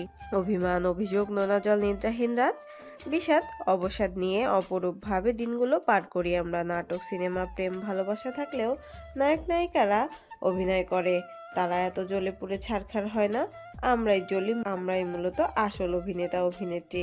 বাতাসা প্রবোধ দিল আর বলল, আমার জীবনে কি ঘটতে গিয়ে কি ঘটে গেল। কোথাকার কোন অচেনা যুবক এসে আমার সব কিছু এলোমেলো করে দিল। আমি ভাবতে পারি না কিছু, তার কথাই মনে পড়ে। দিন দুনিয়া কোনো কথাই আমার খেয়াল থাকে না। এমন কেন হয়? ছেলেটাকে আগে কখনো দেখিনি, তার সম্পর্কে এত কিছু জানিও না। তার প্রতি এক অদ্ভুত টান অনুভব হয়, অনুরাগের নহর সৃষ্টি হয়। কেন পিছু ঘুরে হয়রান হচ্ছি, উন্মাদ হচ্ছি, কেন তাকে হৃদয় থেকে সরাতে পারছি না। সে তার মনে জায়গা দিতে চাচ্ছে না, তবুও কেন তার কাছে যেতে ইচ্ছে করছে। ভালোবাসা এমনই অসহ্য এক যন্ত্রণা, সে অবহেলা করলেও তার কাছে যেতে ইচ্ছে করে। আস্তে আস্তে বৃষ্টি থেমে যাচ্ছে, ঝিরিঝিরি অবিরামভাবে পড়ে যাচ্ছে। ছাতা নিয়ে বেরিয়ে গেল বাতাসা। মজনুর সাথে দেখা করতে যাবে। সে হয়তো এখন হাওরের ধান খেতেই আইলে ঘাস কাটছে, আর না হলে বৃষ্টি থেকে বাঁচতে জঙ্গলের গাছের নিচে আশ্রয় নিয়েছে। হাওর বাওর এখন বৃষ্টি পানিতে পরিপূর্ণ, তাই এখন মাঠে গরু চালানো যায় না। এজন্য সারাদিন গরুর ঘাস কাটতে হয় মজনুকে। বাতাসার ভালো লাগে না মজনুর এই পরিশ্রম। বিশাল হাওরে তাকালো বাতাসা, একদম জনশূন্য, মজনু নেই, হয়তো জঙ্গলে। হাওরের আইল ধরে জঙ্গলে উঠে গেল বাতাসা। ছাতিম গাছটার তলায় কাচুমাচু করে বসে আছে মজনু। ঘন্টা তিনেকের বৃষ্টি তার মাথার ওপর দিয়েই গেছে। ঠান্ডায় কাঁপছে সে, তবুও বসে আছে। বসে কি যেন ভাবছে। কাজের দিকে তার কোনো ভ্রুক্ষেপ নেই। বাতাসার গলা খাকারির শব্দ শুনে সংবিত ফিরে পেল সে। আপনি? বাতাসা বলল, হ্যাঁ আমি। কেন এসেছেন? বোঝেন না কেন এসেছি? বাতাসার চোখে পানি টলমল। বাতাসার হাত ধরে মজনু বলল, আপনার চোখে পানি? আমি আর পারছি না, আপনাকে দেখতে ইচ্ছে করছিল খুব, তাই কিছু না ভেবে চলে এসেছি। তুমি আমাকে মেরে ফেলেছো বাতাসা। আমি জানি না কিভাবে তোমার এই ভালোবাসার মূল্য দিব। আমি এক অনিশ্চিত ভালোবাসার জালে আটকে গেলাম। অনিশ্চিত মানে? আমাদের এক হওয়ার পথ অনেকটা অনিশ্চিত। আমি জানি না, তবে তুমি আমার পাশে থাকলেই হবে। আমি সবকিছু মানিয়ে নিতে পারবো। তাই যেন হয়। আমি তোমাকে ছাড়া বাঁচবো না মজনু, কথা দাও তুমি আমাকে ছেড়ে যাবে না। বাতাসা জানে না মানুষ মানুষকে ছাড়া বাঁচে কি না, মরে। তবে আবেগের টানে এমন আবোল তাবোল কথা অনেকেই বলে। কথা দিলাম। সন্ধ্যা নামতে শুরু করলো। পূর্বপাড়া থেকে বিচার কার্য শেষ করে জঙ্গলের পথে এগিয়ে আসছেন মাতবর সাহেব, তালুকদার ও সর্দার সাহেব। জঙ্গলের পথ সোজা এসেছে এই গ্রামে। তাদের হাতে ছাতা। বৃষ্টি নেই, তবুও মাতবর সাহেব মাথার উপর ছাতা টাঙিয়ে রেখেছেন। মাতবর সাহেব খুব গরম মানুষ, কঠিনভাবে ধর্ম পালন করেন। তারা গল্প করে আসতে আসতে চোখে পড়ল জঙ্গলের কোনায় ছাতিম গাছের নিচে। সেখানে দুজন মানুষ দেখা যাচ্ছে। মাতবর সাহেব বললেন, দেখো তো সর্দার, ওইখানে কারো দেখা যায়? দীর্ঘ সময় চেয়ে সর্দার সাহেব বললেন, চিনতে পারছি না, আসেন সামনে যাইয়া দেখি।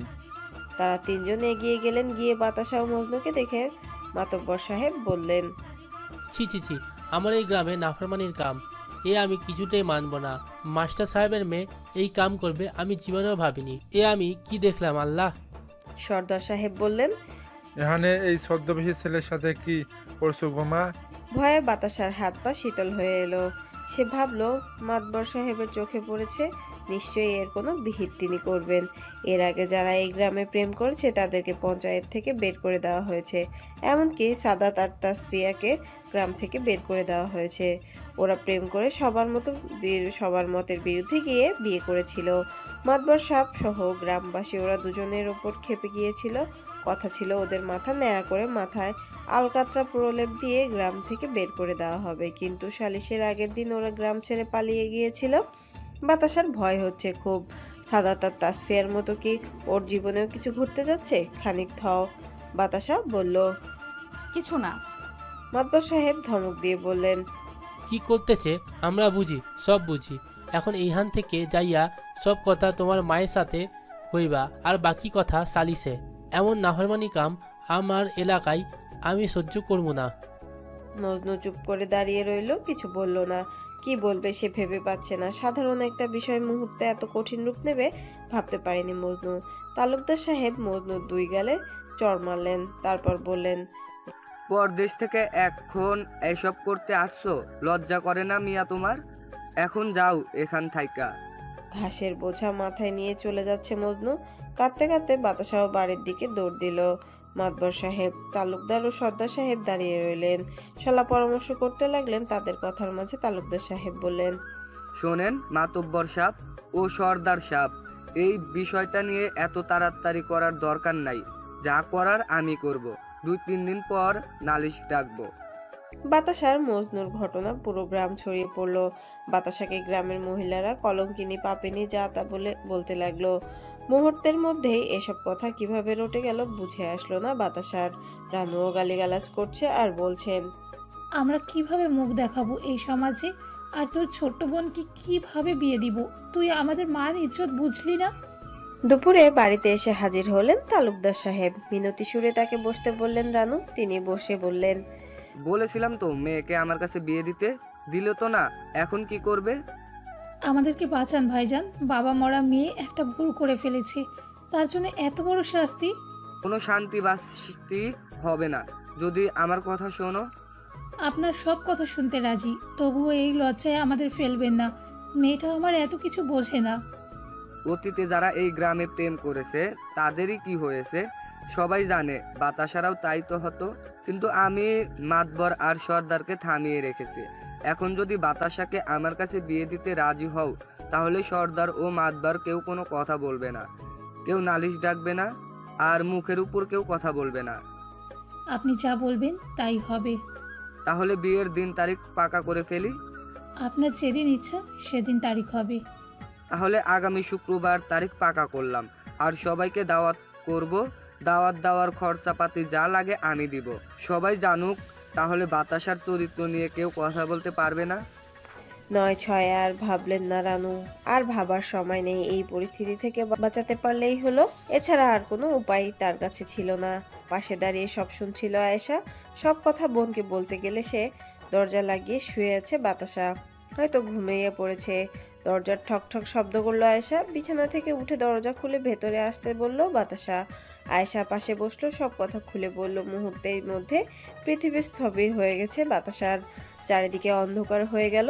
দু চোখ গড়িয়ে জল এলো। শেষ পর্যন্ত বুইড়া বেটার লগে ওর বিয়ে হবে? মানতে পারে না বাতাসা, কোনোভাবেই না, কোনো মতেই না। বাতাসাকে আয়েশা জড়িয়ে ধরলো, তারপর বলল, মজনু ভাইকে নিয়ে তুমি এখান থেকে পালিয়ে যাও বুবু। এই বুইড়াকে বিয়ে করলে তুমি ভালো থাকতে পারবে না। ওর 2 দজ্জাল বউ তোমাকে মেরে ফেলবে। আমি পালিয়ে গেলে তোদের কি হবে? আমাদের কিছু হবে না, আমরা থাকতে পারবো। স্কুল থেকে কয়েকদিনের ছুটি এনে দূরে কোথাও চলে যাও। পরিস্থিতি স্বাভাবিক হলে আবার ফিরে এসো।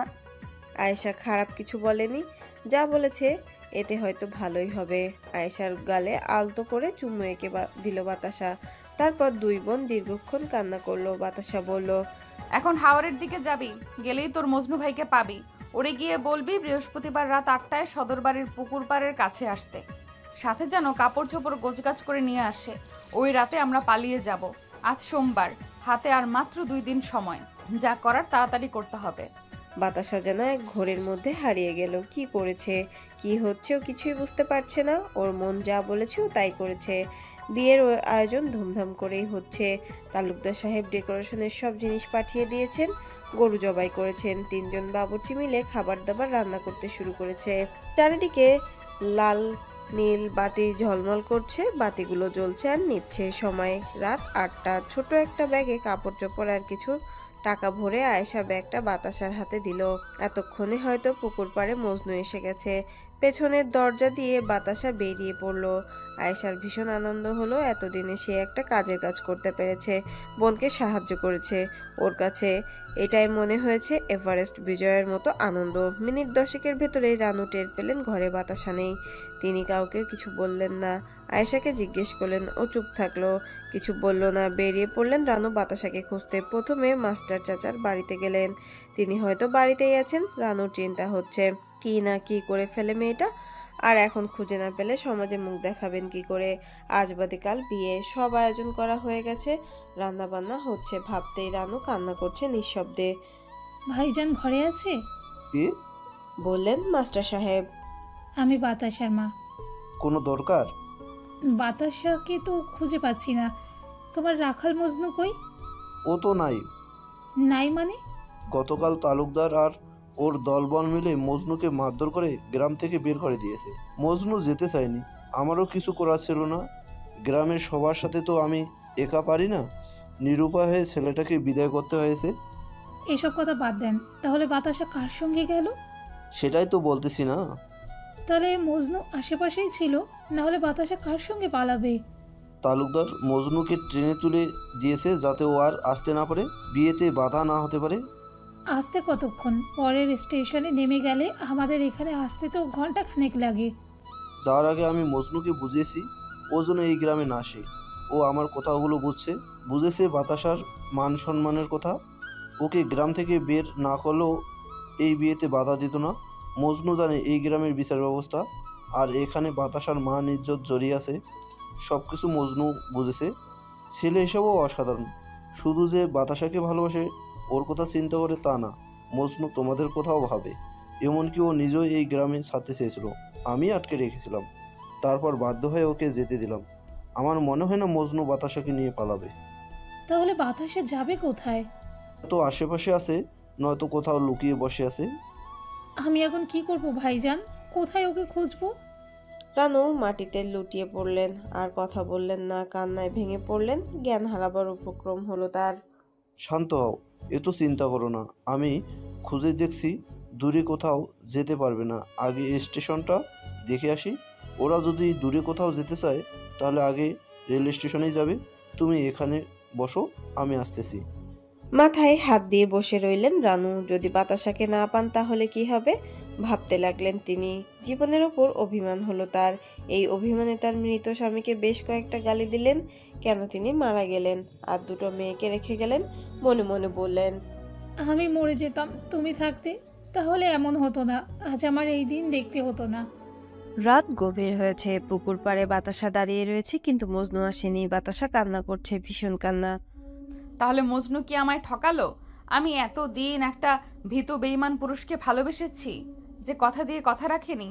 সত্যিই তাই, আমি একটা ভুল মানুষকে ভালোবেসেছি, যার জন্য এত কিছু করেছি, এত ইনজাস্টিস হয়েছি, ঘর বাড়ি ছেড়েছি, মা বোনের ভালোবাসা থেকে বঞ্চিত হতে চলেছি। সে আমায় নিতে আসেনি। 3-4 ঘন্টা ধরে এই ঘন অন্ধকার পুকুর পাড়ে দাঁড় করিয়ে রেখেছে। সে আসেনি, আর আসবেও না। আসলে এতক্ষণে এসে যেত। আর কত দিন হলো, মহাকাল পেরোলো, নিজেকে আর ভালোবাসা হলো না। সে আমায় দুঃখ দিল, এলোমেলো অগোছালো করে দিল, রাত প্রহরের ঘুম কেড়ে নিল। এরপর হলো উধাও। সে দুঃখ দিতে দক্ষ ভীষণ, বাসেনি ভালো। তাই বলি কি আমি আমায় ভালোবাসবো না? কতটা পথ হেঁটেছি একা, ব্যাকুল চিত্তে দেখতে চেয়েছি তোমায়। কত লোকালয়, জনশূন্য হাওর, কত মরুদ্যান, গিরি অরণ্য, সাগর তীরে খুঁজেছি। কুয়াশা ভেজা পথ, সবুজ ঘাস পেরিয়ে, আষাঢ়ের বৃষ্টিতে ভিজে, হেমন্তের সন্ধ্যা লগ্নে খুঁজেছি, পাইনি তোমারে। দুঃখ দিয়ে বিষাদের আটলান্টিক সমুদ্রে ডুবিয়ে দিয়ে গেলে আমায়। আমি আর আমার নেই, কান্না আর হাসি আমার নেই। সে আমার জন্য কাঁদে না, হাসে না, তোমার জন্য ভাসে। এবার খুঁজবো আমিও সময়, ঘুচিয়ে দেব, ফিরিয়ে নেব ভালোবাসা। আমি এখন জানি দুঃখ আর কান্না ছাড়া ভালোবাসা হয় না। রাতের ঘুম অচিনপুরে না হারালে ভালোবাসা যায় না। এখন থেকে আমি আমার হব, বাসবো ভালো নিজেকে। রাত্রি জানবে এই মন আকাশে আর কেউ থাকবে না, মেঘ জমবে না, নিয়ম করে উঠবে তারা, আকাশ হবে উজ্জ্বল নক্ষত্রের মতো। আমি এখন বুঝি মানুষ হারানোর যন্ত্রণা। মৃত্যুর ভেলায় চড়ে জগৎ ছেড়ে হারিয়ে গেলে মনকে বোঝানো যায়, কিন্তু কেউ নিখোঁজ হয়ে গেলে সেই অনিশ্চিত শূন্যতার আগুন কেউ নেভাতে পারে না।